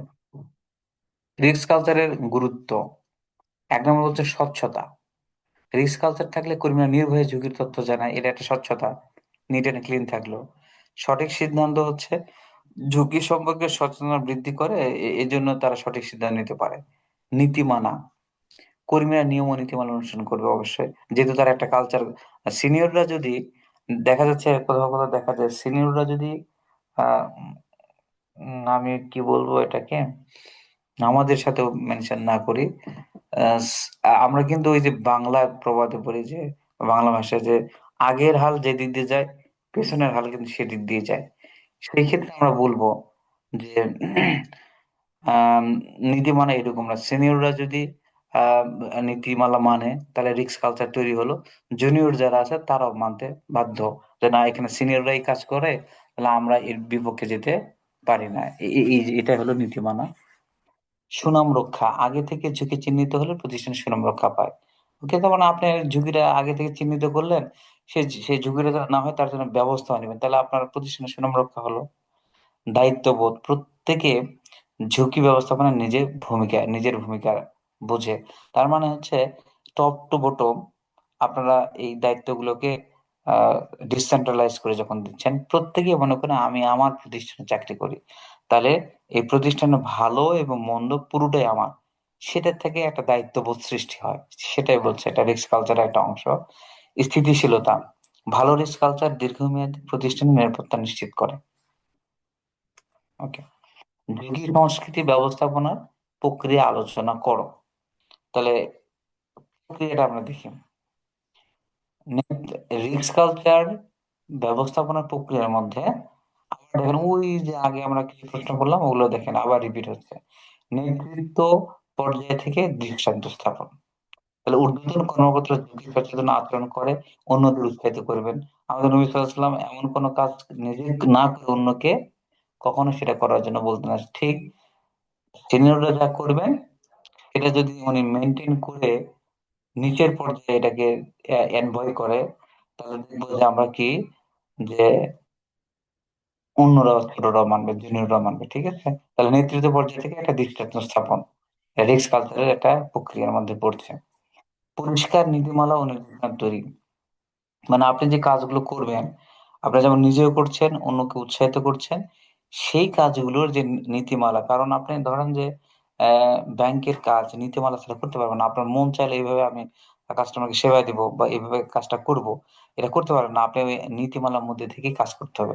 এজন্য ব্যাংক থেকে পরিষ্কার নীতিমালা ও নির্দেশনা অবশ্যই থাকতে হবে। খোলামেলা যোগাযোগ উৎসাহিত করা, কর্মীরা যেন নিরাপদে ঝুঁকির তথ্য জানাতে পারে, সে পরিবেশ তৈরি করতে হবে। ওকে, দেখা গেল যে পিয়ন একটা কিছু বলতে যাচ্ছে, ওর কাছে মনে হচ্ছে সন্দেহজনক একটা লেনদেন হতে যাচ্ছে, আর পিয়ন চিন্তা করছে আমি যদি এটা বলি, স্যার তোমাকে ধমক দেয়, তোমার তুমি করো, তোমার এটা কি বলেছেন। তো এরকম পরিবেশ রাখা যাবে না, কারণ খোলামেলা যোগাযোগ থাকে আর কি, হরাইজন্টাল বা ভার্টিক্যালি না, যে যার মতো করে যোগাযোগ করতে পারবে, তবে অবশ্যই লিমিট থাকা দরকার, না হলে তো বলে স্যার চলেন একসাথে চা খাই, এটা বলা যাবে না। দেন আচরণ পর্যবেক্ষণ ও মূল্যায়ন, নিয়মিতভাবে ঝুঁকি সম্পর্কিত কর্মপন্থা কতটা মানা হচ্ছে তা যাচাই করতে হবে। তার মানে আপনি একটা কাজ দিলেই হবে না, সেটা ঠিক মতো কাজ হচ্ছে কিনা ওই প্রতিষ্ঠান প্রধান দেখবে এসে, বা সিনিয়র ম্যানেজমেন্ট দেখবে আমরা যে ইথিক্স গুলো দিলাম, রুলস রেগুলেশন দিলাম, সেটা ঠিকঠাক ভাবে কাজ হচ্ছে না, এটা পর্যবেক্ষণ এবং মূল্যায়ন করতে হবে। প্রশিক্ষণ ও সচেতনতা কার্যক্রম চালু রাখা, ওই যে আমরা বললাম যে আপনি রিস্ক কালচার তৈরি করবেন, মানে হুট করে একজন শহরের ছেলেকে বা বিদেশিকে বলবেন আপনি লুঙ্গি পরেন, হ্যাঁ, তো লুঙ্গি পরতে পারবে না, ও লুঙ্গি পরলে খুলে যাবে দেখবেন, হ্যাঁ। তাহলে তাকে কি করতে হবে, ওকে প্রশিক্ষণ দিতে হবে কিভাবে আপনি লুঙ্গি পরবেন, ঠিক আছে।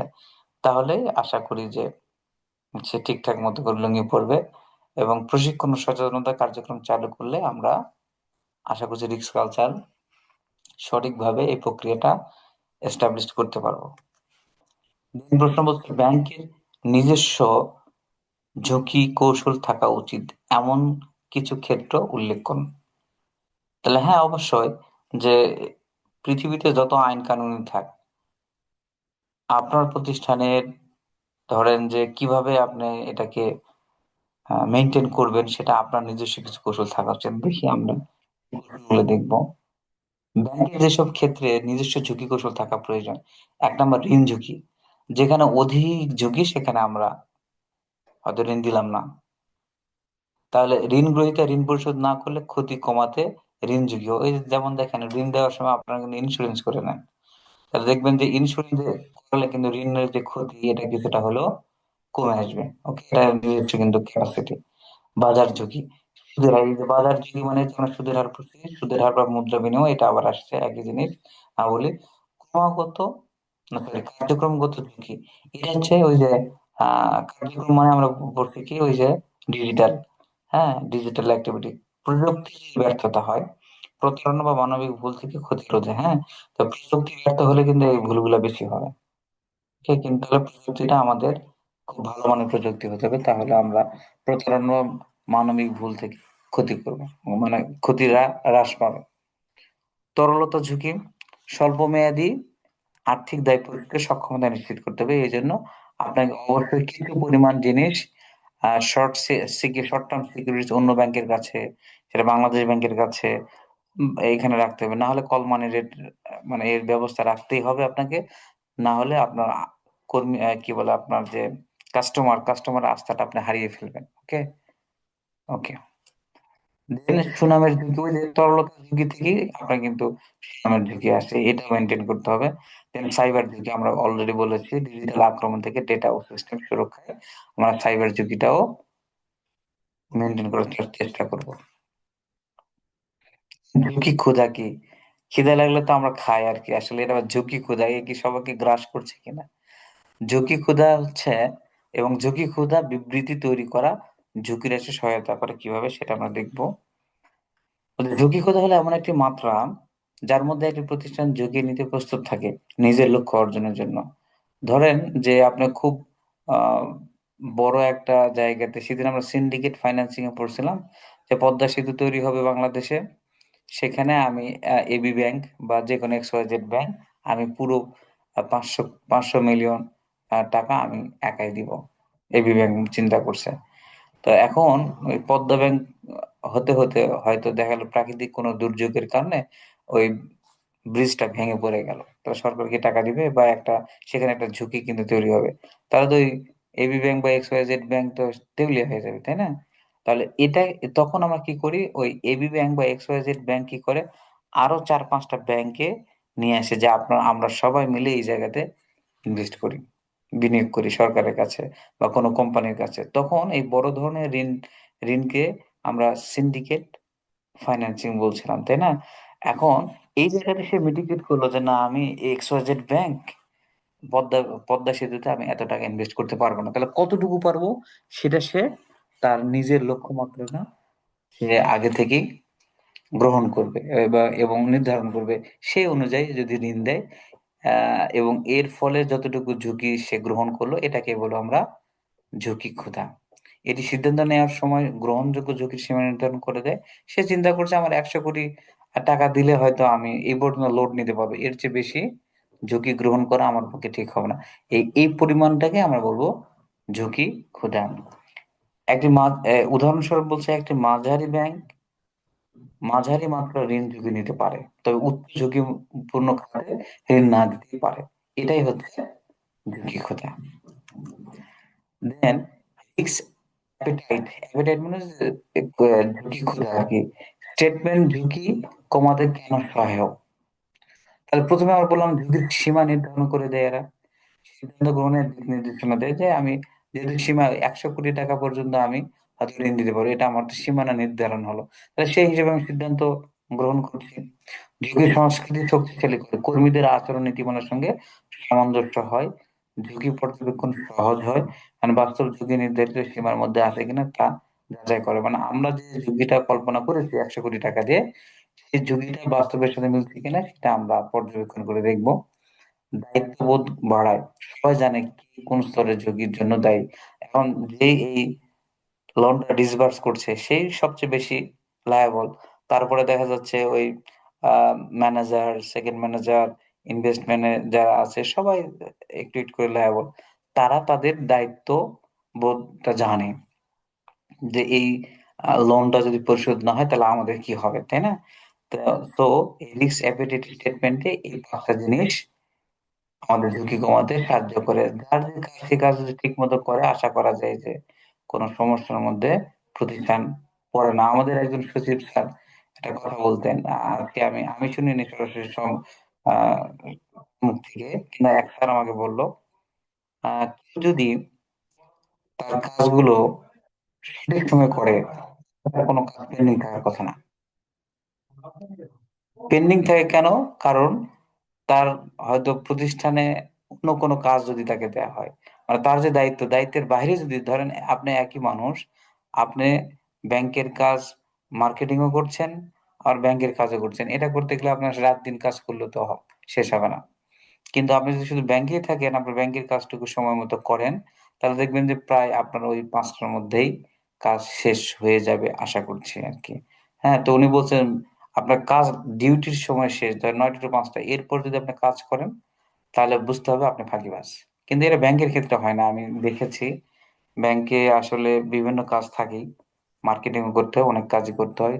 সেকেন্ড স্যার, ম্যানেজার স্যার যখন যে স্টেটমেন্ট চাচ্ছে সেই স্টেটমেন্ট রেডি করে দেয়, এই জন্য আসলে কিছু এক্সট্রা সময় আমাদের দিতেই হয়।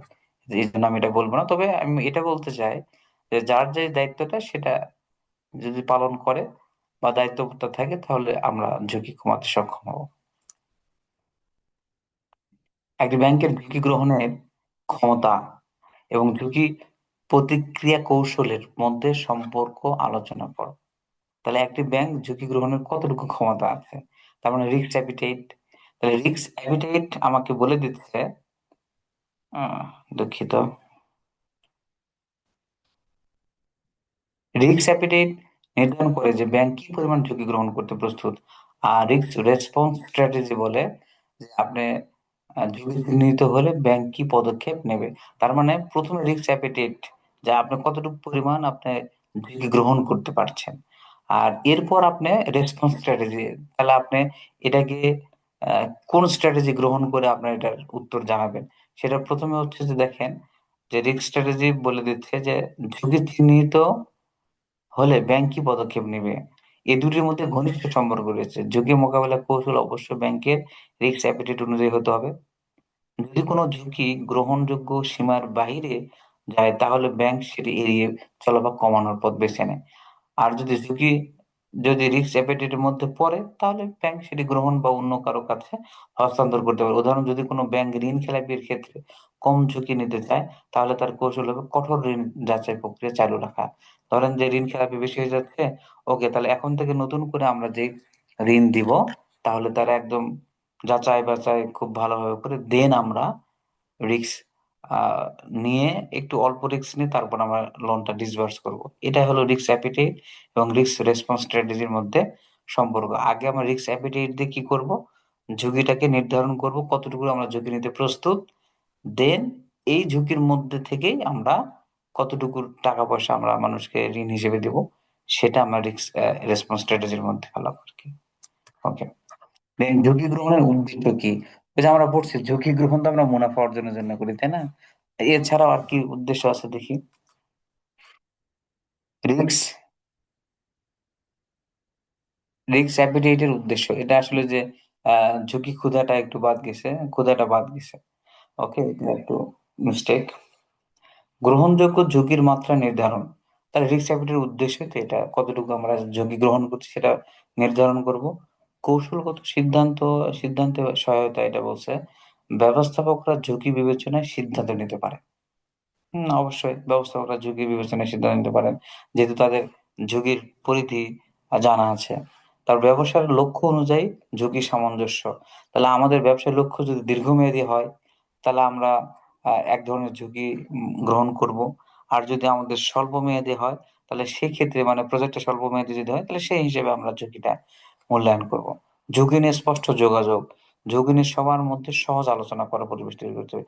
আপনার টপ টু বটম সবার মধ্যে ঝুঁকিটা কিভাবে মিটিগেট করা যায় এটা নিয়ে মাঝে মাঝে কনফারেন্স হতে পারে, মাঝে মাঝে তাদেরকে উৎসাহিত করার জন্য বিভিন্নভাবে মিটিং হতে পারে আর কি। দেন নিয়ন্ত্রণ সংস্থার নির্দেশনা মানা, আমাদের যে নিয়ন্ত্রক সংস্থা থাকে, যে একটা ব্যাংকের যে নিয়ন্ত্রক সংস্থা আছে, তারপরে ধরেন যে আম, আমাদের ব্যাংকের যে বাইবেল বলা হয়, সেই সেই জিনিসগুলো কিন্তু ভালোর জন্য তৈরি করা হয়, সেই রুলস রেগুলেশন গুলো ফলো আপ করা। ঝুঁকি গ্রহণের কাঠামোর উপাদান বা উপাদানগুলো আলোচনা করো। কি কি দেখি আছে? ঝুঁকির ফ্রেমওয়ার্ক উপাদান, রিস্ক অ্যাপিটাইট স্টেটমেন্ট, তো এখানে থাকবে কতটুকু, একটি লিখিত নথি যা ব্যাংক কোন ধরনের ও কি কি পরিমাণ ঝুঁকি গ্রহণ করবে তা নির্ধারণ করবে। রিস্ক টলারেন্স সীমা, আমরা কতটুকু রিস্ক নিতে পারছি তার নির্ধারিত একটা সীমা করব। রিস্ক মেট্রিক্স ও সূচক, এগুলোকে আপনি ঝুঁকি পরিমাপের জন্য ব্যবহৃত পরিসংখ্যানগত সূচক, যেমন এনপিএল মানে হচ্ছে non performing loan ratio, capital adequacy. তার মানে আপনার হয়তো 10 টাকার লোন আছে বাজারে, সেটা পরিশোধ করার জন্য কতটুকু ক্যাপিটাল আপনার আছে, যেটা ক্যাপিটাল এডুকেসি বলে। এই জিনিসগুলো রিস্ক ম্যাট্রিক্স সূচকের মধ্যে পড়ে। গভর্নেন্স তো তদারকি থাকতে হবে। হ্যাঁ, দেন মনিটরিং ও রিপোর্টিং প্রক্রিয়া, ঝুঁকির স্তর পর্যবেক্ষণ ও যে কোনো ব্যত্যয় বা সীমা অতিক্রম দ্রুত রিপোর্ট করার ব্যবস্থা। মানে আপনার কাছে মনিটরিং করে কিছু মনে হলো যে এটা একটু আলাদা মনে হচ্ছে, এটা ঠিক নয়, দেন আপনার সিনিয়র ম্যানেজমেন্টকে দ্রুত রিপোর্টিং করলেন। এই জিনিসগুলো এই ঝুঁকি ঝুঁকি ক্ষুধার ফ্রেমওয়ার্কের উপাদান, এই জিনিসগুলো আপনার থাকতে হবে স্ট্রাকচারড। একটি ব্যাংক ঝুঁকি গ্রহণের কাঠামো কিভাবে তৈরি করে তা আলোচনা করুন। সেম অ্যান্সার, তাহলে আমরা এটাকে স্কিপ করবো যেহেতু সেম অ্যান্সার। ওকে, ঝুঁকি মূল্যায়ন বলতে কি বোঝো? তো ঝুঁকি মূল্যায়ন বলতে কতটুকু ক্ষতি হচ্ছে আর কি, অ্যাসেসমেন্ট করা, মানে আপনি কেমন পরীক্ষা দিলেন, আপনাকে অ্যাসেস করা যেভাবে হয়, ঠিক এই ঝুঁকিটাকে আমরা অ্যাসেস করবো এখন। রিস্ক অ্যাসেসমেন্ট হলো একটি প্রক্রিয়া যার মাধ্যমে কোনো প্রতিষ্ঠানের কার্যক্রম, সম্পদ বা সুনামের উপর প্রভাব ফেলতে পারে এমন সম্ভাব্য ঝুঁকি চিহ্নিত, বিশ্লেষণ ও মূল্যায়ন করা হয়। এটি বোঝাতে সাহায্য করে কোন কোন সমস্যা হতে পারে এবং তা কতটা ক্ষতি করতে পারে। ব্যাংকিং এ যেমন ঋণ অপারেশন বা বাজার ঝুঁকির ক্ষেত্রে রিস্ক অ্যাসেসমেন্ট করা হয় ক্ষতি হওয়ার আগে ঝুঁকি নিয়ন্ত্রণ। আচ্ছা, আমরা এতগুলো পড়বো না, শুধু জানবো রিস্ক অ্যাসেসমেন্ট হলো একটি প্রক্রিয়া যার মাধ্যমে কোনো প্রতিষ্ঠানের কার্যক্রম, সম্পদ বা সুনামের উপর প্রভাব ফেলতে পারে এমন সম্ভাব্য ঝুঁকি চিহ্নিত, বিশ্লেষণ ও মূল্যায়ন করা। উদাহরণ দিব হচ্ছে, ব্যাংক যখন কোনো ঋণ অনুমোদনের আগে গ্রাহকের আয়, ঋণ ইতিহাস ও পরিশোধ ক্ষমতা যাচাই করে, তখন সেটাই রিস্ক অ্যাসেসমেন্ট। মানে আপনি যে যাচাই বাছাই করছেন তাকে, এই ভদ্রলোককে ঋণ দিতে পারবো কিনা, ঋণ দিলে সে পরিশোধ করতে পারবে না, এই যে যাচাই বাছাই সিস্টেম, এটাকে আমরা বলছি রিস্ক অ্যাসেসমেন্ট। বলতে ঝুঁকি ব্যবস্থাপনা বলতে তুমি কি বোঝো? বিভিন্ন ঝুঁকি ব্যবস্থাপনা বিকল্প বা কৌশল আলোচনা করো। এই প্রশ্ন কিন্তু 98 বিবিতে আসছে। রিস্ক ট্রিটমেন্ট, আমরা তো অ্যাসেসমেন্ট করলাম, ওই যে আপনি যখন ডাক্তারের কাছে যাচ্ছেন, আপনার ডাক্তার প্রথমে টেস্ট ধরাই দিচ্ছে, ধরে সে অ্যাসেস করছে যে আপনার কি কি সমস্যা হয়েছে, তারপর ট্রিটমেন্ট দেবে, কি কি ওষুধ খাওয়া যেতে পারে, ঠিক সেম। রিস্ক আগে অ্যাসেস করলেন, তারপর রিস্ক এখন ট্রিটমেন্ট করবেন। ওকে, তাহলে রিস্ক ট্রিটমেন্ট হলো চিহ্নিত ঝুঁকির মোকাবেলায় উপযুক্ত আমি এখানে দেখতে পাচ্ছি না ঠিক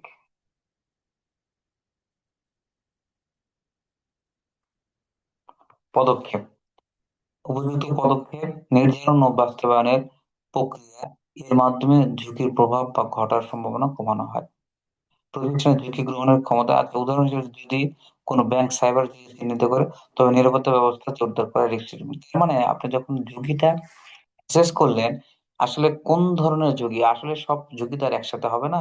মানে কোন ঝুঁকিটা সবচেয়ে বেশি, সেই ঝুঁকির এগেইনস্টে আপনি কি ট্রিটমেন্ট নিচ্ছেন। যেমন উদাহরণস্বরূপ বলছে ব্যাংকের সাইবার ঝুঁকি আছে, ওকে, তার তবে নিরাপত্তা ব্যবস্থা জোরদার করা হবে।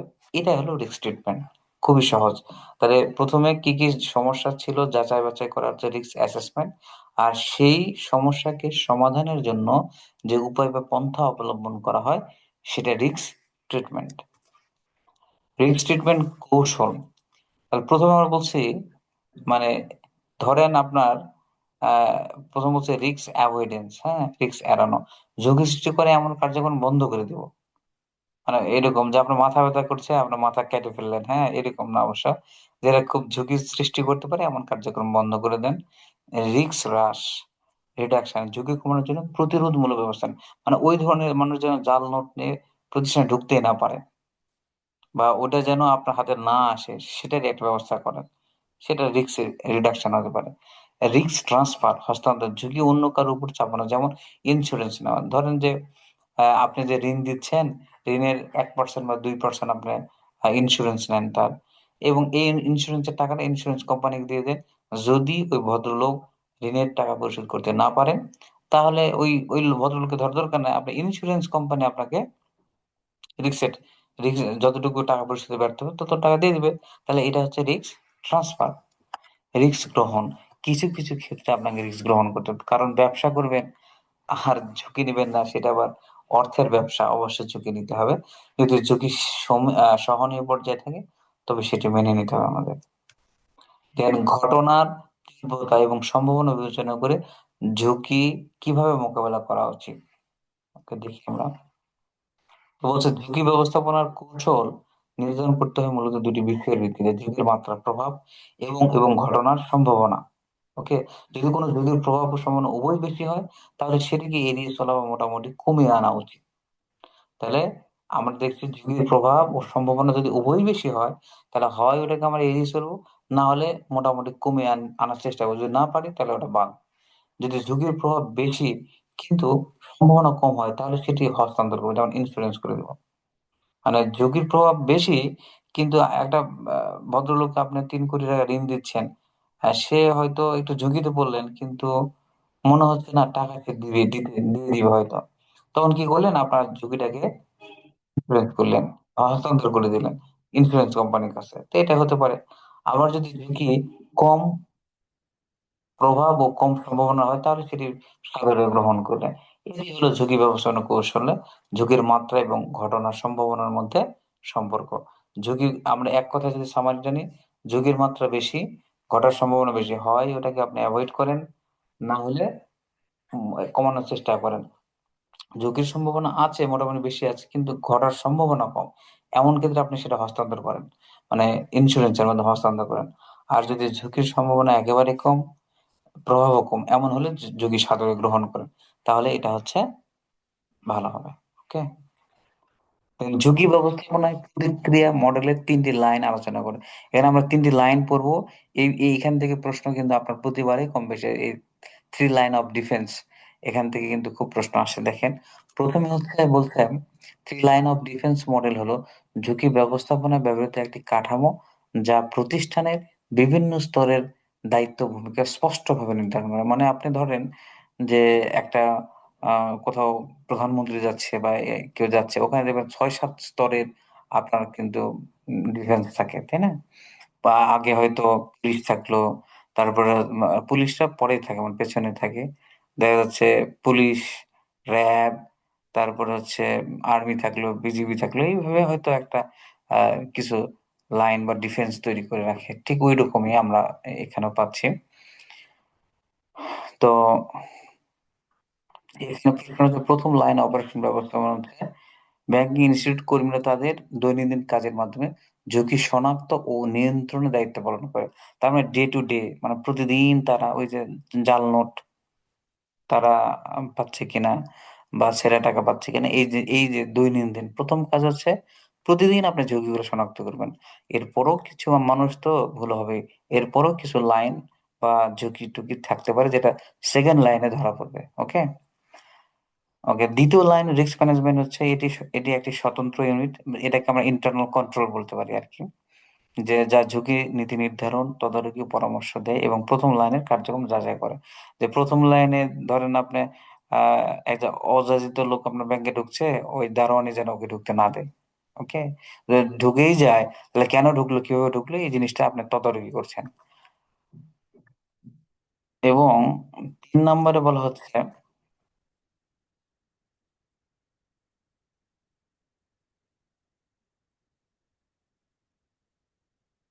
তৃতীয় লাইন ইন্টারনাল অডিট, একটি স্বাধীন ইউনিট যা প্রথম ও দ্বিতীয় লাইনের কার্যকারিতা এরা মূল্যায়ন করে এবং ঊর্ধ্বতন ব্যবস্থাকে এটা রিপোর্ট করে। ওকে, দেন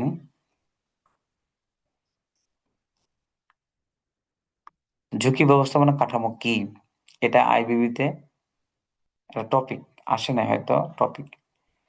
রিস্ক গভর্নেন্স ফ্রেমওয়ার্ক হলো একটি কাঠামোগত ব্যবস্থা যার মাধ্যমে একটি প্রতিষ্ঠানের ঝুঁকি শনাক্ত, নিয়ন্ত্রিত, পর্যবেক্ষণ ও রিপোর্ট করা হয়। এটি ঝুঁকি ব্যবস্থাপনার ভূমিকা, দায়িত্ব, নীতিমালা ও মানে গভর্নিং বডি, মানে কি তাদের কাজই হলো নীতিমালা তৈরি করা, কিভাবে ঝুঁকি রোধ করা যাবে, হ্যাঁ, কার কি দায়িত্ব হবে, রিস্কটাকে মিটিগেট করা কার কি দায়িত্ব হবে, কি কি নীতিমালা হবে, কোন প্রক্রিয়ায় এই কাজটা করা হবে, এই জিনিসগুলো আপনার ঠিক করে দাও। এটা হচ্ছে রিস্ক গভর্নেন্স ফ্রেমওয়ার্কের কাজ। উদাহরণস্বরূপ বলছে, একটি ব্যাংকের রিস্ক গভর্নেন্স ফ্রেমওয়ার্ক অনুযায়ী প্রতি 3 মাসে রিস্ক কমিটি ঋণ ঝুঁকি রিপোর্ট পর্যালোচনা করে এবং প্রয়োজনীয় পদক্ষেপ গ্রহণ করে।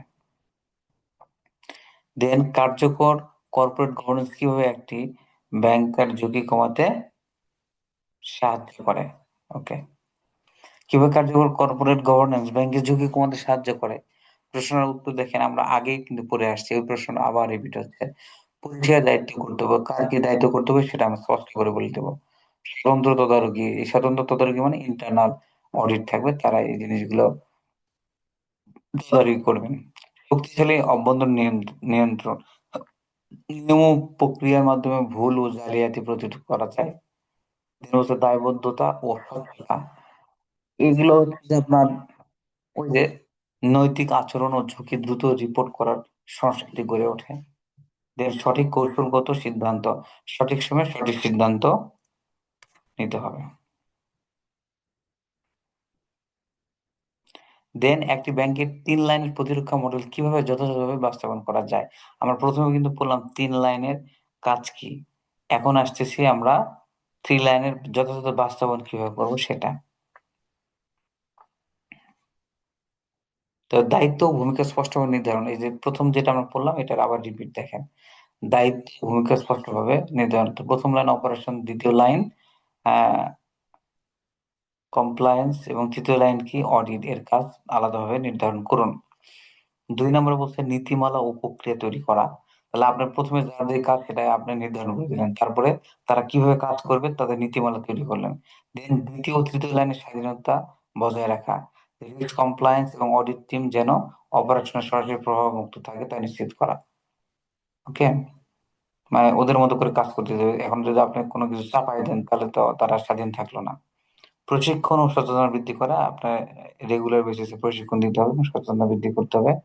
নিয়মিত পর্যবেক্ষণ ও মূল্যায়ন করা, শুধু সবকিছু কাজ করে ছেড়ে দিলেন কিন্তু তাদেরকে ভ্যালুয়েশন করছেন না, মূল্যায়ন করছেন না, তাহলে কিন্তু কাজ ঠিক মতো আসবে না। কর্মক্ষম ও ঝুঁকি ব্যবস্থাপনায় 3 লাইন অফ ডিফেন্স এর গুরুত্ব আলোচনা করা। কর্মক্ষম ও ঝুঁকি ব্যবস্থাপনায়, ওকে দেখি, এই একই সেম জিনিস, আমরা এটাকে স্কিপ করলাম, তবে এই প্রশ্নটা খুবই গুরুত্বপূর্ণ। 3 লাইন অফ ডিফেন্স এটা মাঝে মাঝে আসে, এবারও আপনাদের জন্য খুব গুরুত্বপূর্ণ, আপনারা এই প্রশ্নটা একটু দেখে নেবেন। এবার দেখবো আমরা সহজাত ঝুঁকি বলতে আপনি কি বোঝেন। সহজাত, আচ্ছা, মানুষ সহজাত কিভাবে দেখেন, একটা উদাহরণ দিলে আপনারা বুঝবেন। আমরা সহজ উদাহরণ দিয়ে যদি বাঙালি হিসেবে কিন্তু আমরা ভাত খাই, এটা আমাদের সহজাত প্রক্রিয়া। আর একটা যে দেখেন, এটা তো বাংলাদেশের, এমন একটা সহজাত উদাহরণ দেওয়া যেতে পারে যেটা পৃথিবীর সব মানুষের জন্য ঠিক। ধরেন আমাদের নার্ভ সিস্টেমটা এমন এমন ভাবে আছে, আপনার চোখের সামনে অথবা আপনাকে হয়তো আঘাত করা হচ্ছে, আপনি অবচেতন মনে দেখবেন যে আপনার হাত চলে গেছে এখানে। এটা হচ্ছে সহজাত প্রক্রিয়া। মানে ওইভাবে নার্ভ সিস্টেমটা আছে যে আপনাকে কেউ আঘাত করে যাচ্ছে, আপনি আন্দাজ করছেন, মনে হবে যে আমি হাত তুলবো, তার আগে দেখছেন আপনার হাত উঠে গেছে। হ্যাঁ, ওটাকে প্রোটেকশন দেওয়ার জন্য। এটা হলো সহজাত প্রক্রিয়া। তো সহজাত ঝুঁকি বলতে মানে আপনি আপনার কিছু ঝুঁকি থাকবে যেটা আপনি চাইলেও অ্যাভয়েড করতে পারবেন না, আপনাকে মেনে নিয়ে চলতে হবে। সহজাত ঝুঁকি হলো এমন একটা ঝুঁকি যা কোনো কার্যক্রম বা প্রক্রিয়ার সঙ্গে স্বাভাবিকভাবে জড়িত থাকে এবং কোনো নিয়ন্ত্রণ নেওয়ার আগে বিদ্যমান থাকে। মানে আপনি চাচ্ছেন যে এটাকে আমি নিয়ন্ত্রণ করবো, কিন্তু আসলে পারবেন না। যেমন দেখেন, একটা উদাহরণ দিয়েছে, ঋণ দেয়ার সাথে ঋণ খেলাপির ঝুঁকি সবসময় থাকে।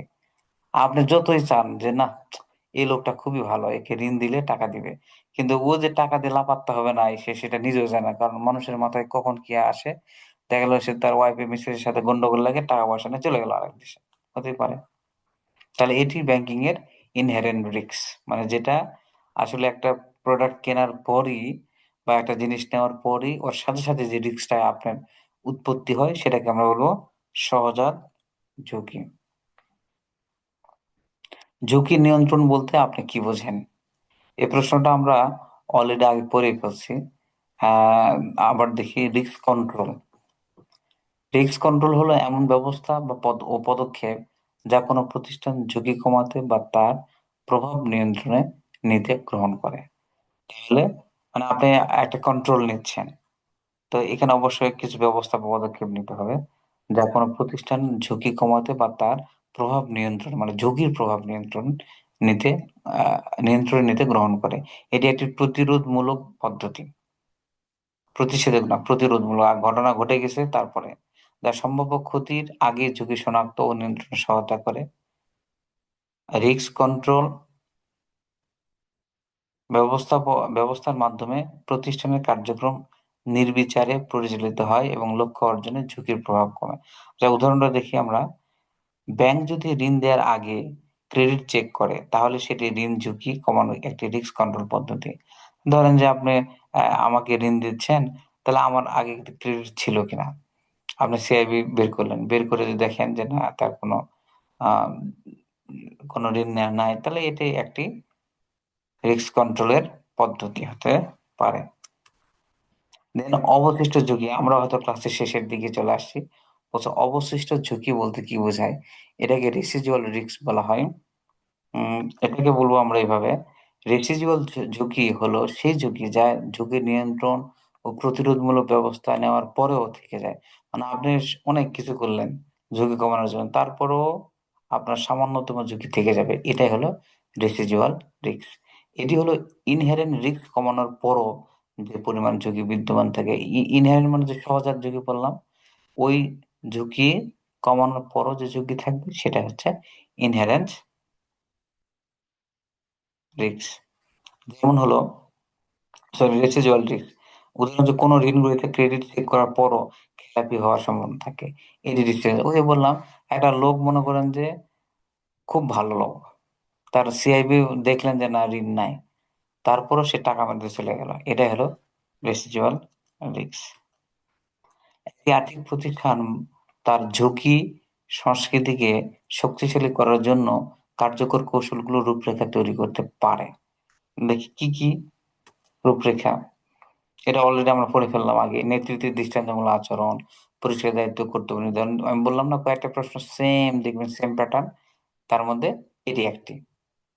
পরিষ্কার দায়িত্ব, কর্তব্য নির্ধারণ, খোলামেলা যোগাযোগ ব্যবস্থা, নিয়মিত প্রশিক্ষণ ও সচেতনতা কার্যক্রম, ঝুঁকি সচেতন আচরণের জন্য পুরস্কার, পর্যবেক্ষণ ও প্রতিক্রিয়া প্রদান। তার মানে এই প্রশ্নটা আমরা অলরেডি পড়ে ফেলছি। হ্যাঁ, এই প্রশ্নটা আবার আসছে। তারপরে দেখি আমরা ঝুঁকি ব্যবস্থাপনা অভ্যন্তরীণ নিরীক্ষা বিভাগের ভূমিকা আলোচনা করি। ইন্টারনাল কন্ট্রোল যে থাকবে, অডিট থাকবে, কি কি কাজ থাকবে? প্রথমে স্বতন্ত্র মূল্যায়ন করবে, তারপর নিয়ন্ত্রণ ব্যবস্থার মূল্যায়ন করবে, মানে যে কন্ট্রোল সিস্টেমটা ছিল সেভাবে কাজগুলো হচ্ছে কিনা সেটা যাচাই বাছাই করবে। ঝুঁকি শনাক্তে সহায়তা, হয়তো এই নিরীক্ষাটা যেহেতু ইন্টারনাল, কি কি ভুল ত্রুটি হয়েছে তাহলে তারা নিজেরাই এটা সংশোধন করে নেবে। কারণ স্টে হোল্ডার যদি আসে ওরা তো আর সিগন্যাল দিবে না, দেখবেন যে ওরা কি কি ভুল হয়েছে আপনার ভুল টুল ধরে জরিমানা করে চলে যাবে। এই জন্য ইন্টারনাল অডিটটা কি করে, ঝুঁকি শনাক্তে সহায়তা করে। ব্যবস্থাপনা ও বোর্ডে রিপোর্ট প্রদান করে। তাহলে দেখেন যে যে তথ্যগুলো পেলো সেই তথ্যগুলো নিয়ে ঊর্ধ্বতন সিনিয়র ম্যানেজমেন্টকে তারা সুপারিশ করবেন। ঝুঁকি সচেতনতা বৃদ্ধি, এই যে যে ঝুঁকিগুলো হয়েছে, যে যে ভুলগুলো হয়েছে সেই ভুলগুলো যেন রিপিট না হয় সেগুলো আবার সচেতন করে দেবে আর কি। ওকে, এটাই সম্ভবত ছিল আমাদের লাস্ট টপিক। আমার কাছে আরেকটু প্রশ্ন আছে, সেটা হলো আপনাদের সাথে একটু শেয়ার করতে চাই। সেটা হলো বুক।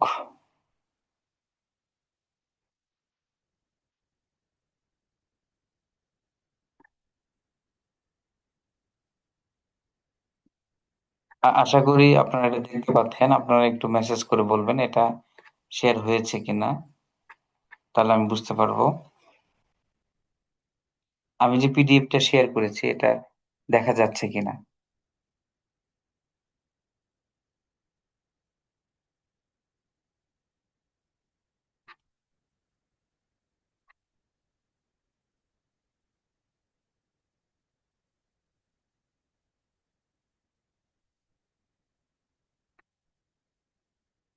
ওকে, আমাদের এইখানে একটা কেস স্টাডি রাখা হয়েছে। দেখেন, কেস স্টাডিটা হলো এরকম। রহিম একজন বাণিজ্যিক ব্যাংকের ব্যবস্থাপক মানে ম্যানেজার। সম্প্রতি তার শাখায় কিছু ঋণ গ্রাহক ঋণ পরিশোধে ব্যর্থ হয়েছে এবং রেকর্ড রাখার ক্ষেত্রে কিছু ভুল ধরা পড়েছে। সদর দপ্তর থেকে তাকে নির্দেশ দেওয়া হয়েছে যেন শাখায় ঝুঁকি ব্যবস্থাপনা আরো শক্তিশালী করা হয়। মানে যে ভুলগুলো হইলো আর কি, এই ধরনের ভুল যেন না হয়। রহিম ও তার টিম আলোচনা শুরু করে কিভাবে ঝুঁকি শনাক্ত করা যায়, মূল্যায়ন করা যায় এবং নিয়ন্ত্রণমূলক ব্যবস্থা নেওয়া যায় যাতে ভবিষ্যতে ক্ষতির ঝুঁকি কমে। আরো ভাবছে কিভাবে পুরো শাখায় একটি শক্তিশালী রিস্ক কালচার তৈরি করা যায়। তার মানে এখানে আমাদের ঝুঁকি শনাক্তর পাশাপাশি রিস্ক কালচারও আরেকটা বিষয় এখানে নিয়ে আসছে। তৈরি করে রিস্ক কালচারটা তৈরি করলে হয় কি, ওই যে সিনিয়র ম্যানেজমেন্টটা যা যা করেন তাদের দেখে মূলত জুনিয়ররা শেখে, সেই জিনিসটা তারা চাচ্ছিল যাতে সবাই নিয়ম মেনে চলে।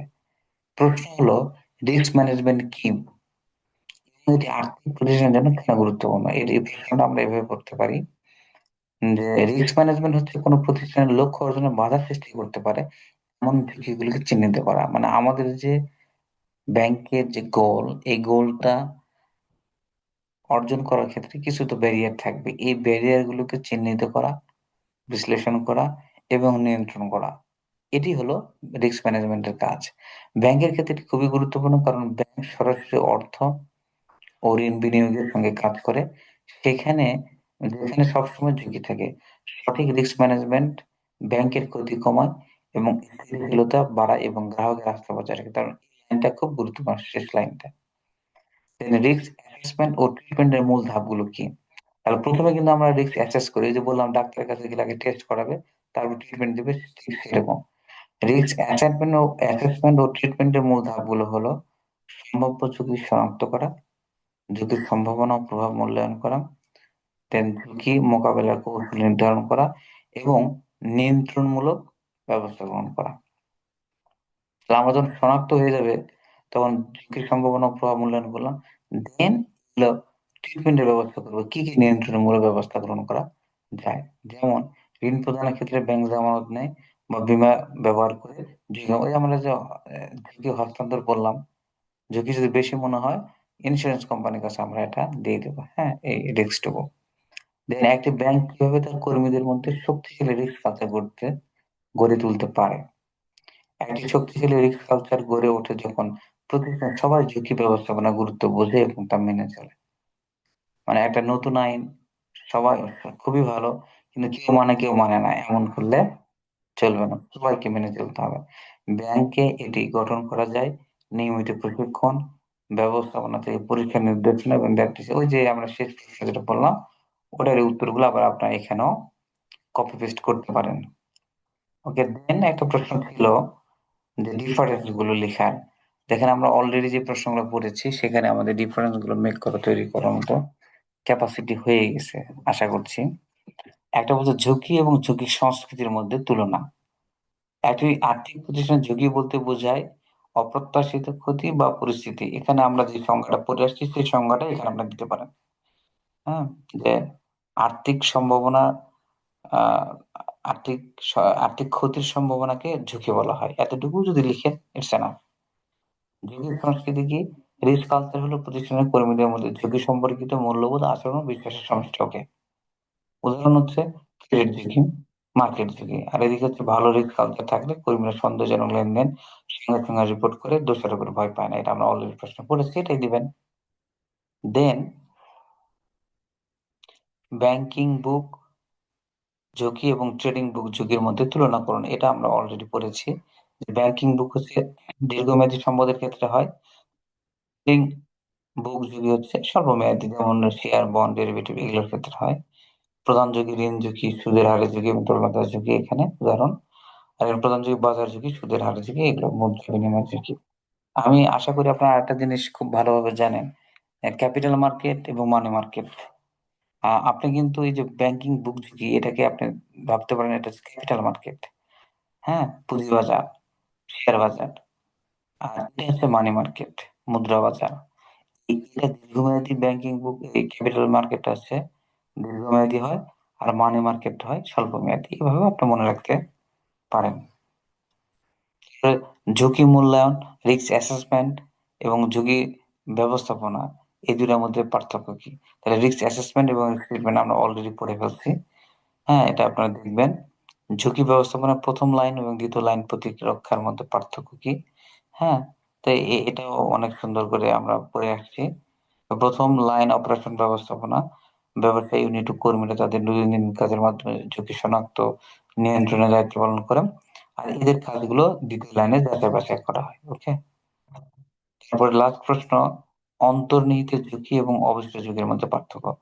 অন্তর্নিহিত ঝুঁকিটা হচ্ছে সহজাত ঝুঁকি, তাই না? তার মানে আপনি না চাইলেও এই ঝুঁকিটা সংঘটিত হতে পারে। যেমন ঋণ দিলেন, তার সাথে সাথে আপনার যে ওই ঋণ খেলাপির যে ঝুঁকিটা, এটা হলো অন্তর্নিহিত বা সহজাত ঝুঁকি। এবং অবশিষ্ট ঝুঁকিটা হচ্ছে অন্তর্নিহিত ঝুঁকি করার পর, সকল মেকানিজম করার পর যতটুকু ঝুঁকি কমানো সম্ভব নয় সেটাকে আমরা বলছি অবশিষ্ট ঝুঁকি। উদাহরণ হিসেবে বলছি, কোনো ঋণ গ্রহীতার ক্রেডিট চেক করার পরও খেলাপি হওয়ার সম্ভাবনা থাকে, এটি রেসিডুয়াল রিস্ক। ওকে, আশা করি আমি আমার ক্লাসটা শেষ করতে পেরেছি। আপনারা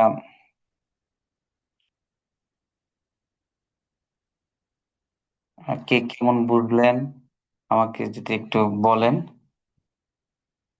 তাহলে হয়তো একটু ভালো হয়।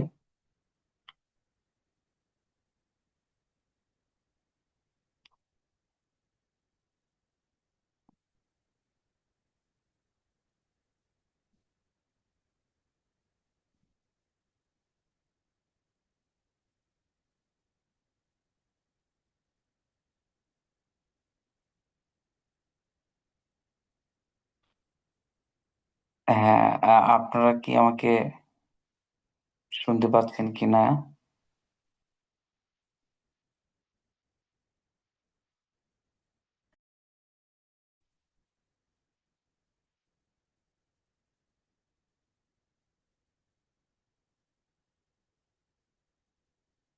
আমরা আমরা ক্লাসের একবারে শেষ শেষ জায়গায় আছি। আপনারা কিছু বলতে চান কিনা? আপনারা আনমিউট হয়ে কিছু বলতে পারেন। কোথাও কোনো বোঝার সমস্যা আছে কিনা কোনো টপিকের উপরে আপনারা জিজ্ঞেস করতে পারেন। আসলে আপনারা এগুলো সম্পর্কে জানেনই, হ্যাঁ, এই প্র্যাকটিক্যাল ফিল্ডে কাজ করেন, এগুলোর আমরা একটু তাত্ত্বিক রূপ দেওয়ার চেষ্টা করেছি আর কি। হ্যাঁ, ভালো লিখেছেন। কেস স্টাডি ইংলিশে দেওয়া থাকে, আসলে সেটার উত্তর বাংলায় দেওয়া যাবে কি না। আসলে কি যে স্যার এটা প্রথমে বলে গেছেন যে এটা বাংলাতে লেখা যাবে, কিন্তু এটা একটা এথিক্স এর মধ্যে পড়ে। আপনার কেস স্টাডি গুলো যদি মানে প্রশ্নটা যে প্যাটার্নে থাকবে, যা যেটা থাকবে সেটাতেই আপনাকে দিতে হবে। এটা ইন্ডিকেশনটা এরকম দেখেন, আপনি যখন থিওরি অ্যান্সার করছেন তখন থিওরিটা হচ্ছে দেখেন আপনার বাংলা এবং ইংলিশ দুটোই থাকছে। হ্যাঁ, আমি যেটা বুঝি এখন, আমাদের যে স্যার যেটা বললেন যে আপনি ইংলিশে থাকলেও কেস স্টাডি বাংলাতে লিখতে পারবেন। তো স্যার এটা হয়তো দায়িত্ব নিয়ে বলছে, কিন্তু আমার কমন সেন্স বলছে যে যেটা আপনার ইংলিশে থাকবে সেটাকে আপনার ইংলিশে অ্যান্সার করতে হবে। ধরেন আপনাকে আমি যদি প্রশ্ন করি ইংলিশে, হোয়াট ইজ ইউর নেম, আপনি নিশ্চয়ই বলবেন না আমার নাম নূরে হাসান করিম, এটা বলবেন না। দেন আপনি you will say my name is বা দিস ইজ নূরে আলম করিম, এটাই বলবেন, এটা হওয়ার কথা। তারপরও আমি এই প্রশ্নটা আপনি লিখে গেলে এখানে স্যার দায়িত্ব নিয়ে আপনাকে অ্যান্সারটা করবে যে আসলে এটা কেস স্টাডিটা কিভাবে আপনি লিখবেন, সেটা ইংলিশে কিনা বাংলাতে। ওকে, দেন আর কোনো স্যার কোনো প্রশ্ন আপনার মুখেও বলতে পারেন বা লিখেও বলতে পারেন, সমস্যা নেই।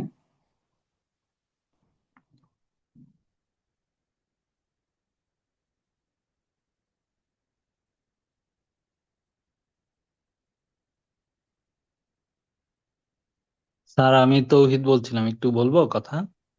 জি, শিওর শিওর, স্যার বলেন।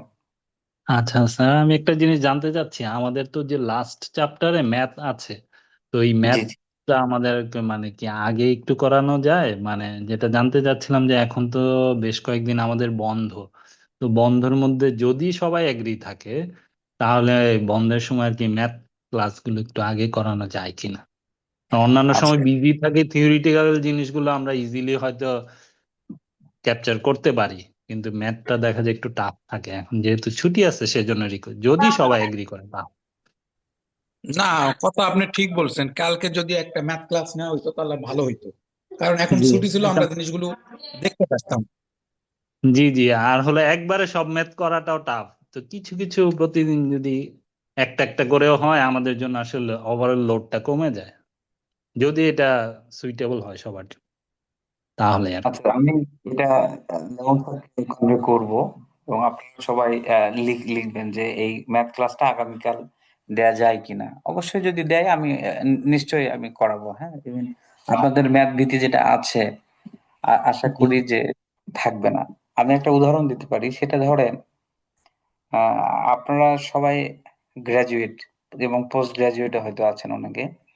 দেখবেন যে কিছু জিনিস অনেক সহজভাবে উপস্থাপন করা যায়, আমি পারি কিনা আমি চেষ্টা করব। সেখানে আমি একটু বলি, সেটা এরকম যে আমরা মুনাফা যে করি, এই মুনাফাটা কার উপর ধরি? অবশ্য ক্রয় মূল্যের সাথে আমরা চিন্তা করি, হয়তো আমি 100 টাকা দিয়ে একটা পণ্য ক্রয় করলাম, পারচেস করলাম, এর উপর হয়তো আমি 20 টাকা প্রফিট করব, তাই না? তাহলে আপনাকে যদি বলা হয় যে আপনি ক্রয় মূল্যের উপরে কত টাকা প্রফিট করলেন, তাহলে ইজিলি 20 টাকা এবং 20% বলতে পারবেন। তাহলে পার্সেন্ট গুলো বের করার নিয়ম হলো যে এটা হোয়াইট বোর্ড হলে আর বেশি ভালো হতো, যে আপনি কার উপরে আপনি লিখেন যে মুনাফা ক্রয় মূল্যের উপরে, মুনাফা বিক্রয় মূল্যের উপরে। এটাকে ইংলিশে বোঝালে আরো সহজ হয়। এই যে উপরে বলছেন না, কার উপরে? বিক্রয় মূল্যের উপরে। তার মানে বিক্রয় মূল্যটা নিচে থাকবে, মুনাফাটা উপরে থাকবে, ইন্টু 100, শতকরা হার মানে 100 গুণ করতে হয়। এইভাবে যদি আমি চেষ্টা করব, বোঝানোর চেষ্টা করব, আশা করি আপনাদের এই অঙ্ক ভীতিটা আছে এটা থাকবে না। তারপরেও যদি লেবুন স্যার যদি আগামীকাল একটা অঙ্ক ক্লাসের যদি ব্যবস্থা করে, আমরা অঙ্ক নিয়ে সাধারণ যে প্রাথমিক আলোচনা এবং আপনাদের কিছু টাস্ক দিলে হয়তো আপনারা এই ছুটির মধ্যে হয়তো অ্যাকোমোডেট করতে পারবেন সময়টাকে এবং প্রপার ইউটিলাইজ করতে পারবেন বলে আমারও বিশ্বাস। এবং আমি এটা আপনাদের তথ্যটা কনভে করব, এবং নিজেরাও আপনারাও এটা স্যারকে বলবেন। আর কোন স্যার আছেন কিছু বলার?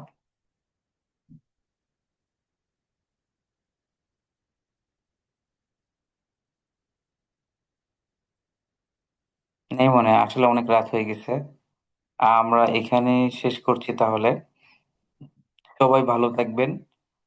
ভোট কেন্দ্রে যদি যান ভোট দিবেন, ভালোভাবে ভোট দিবেন। হ্যাঁ, উৎসবমুখর পরিবেশে।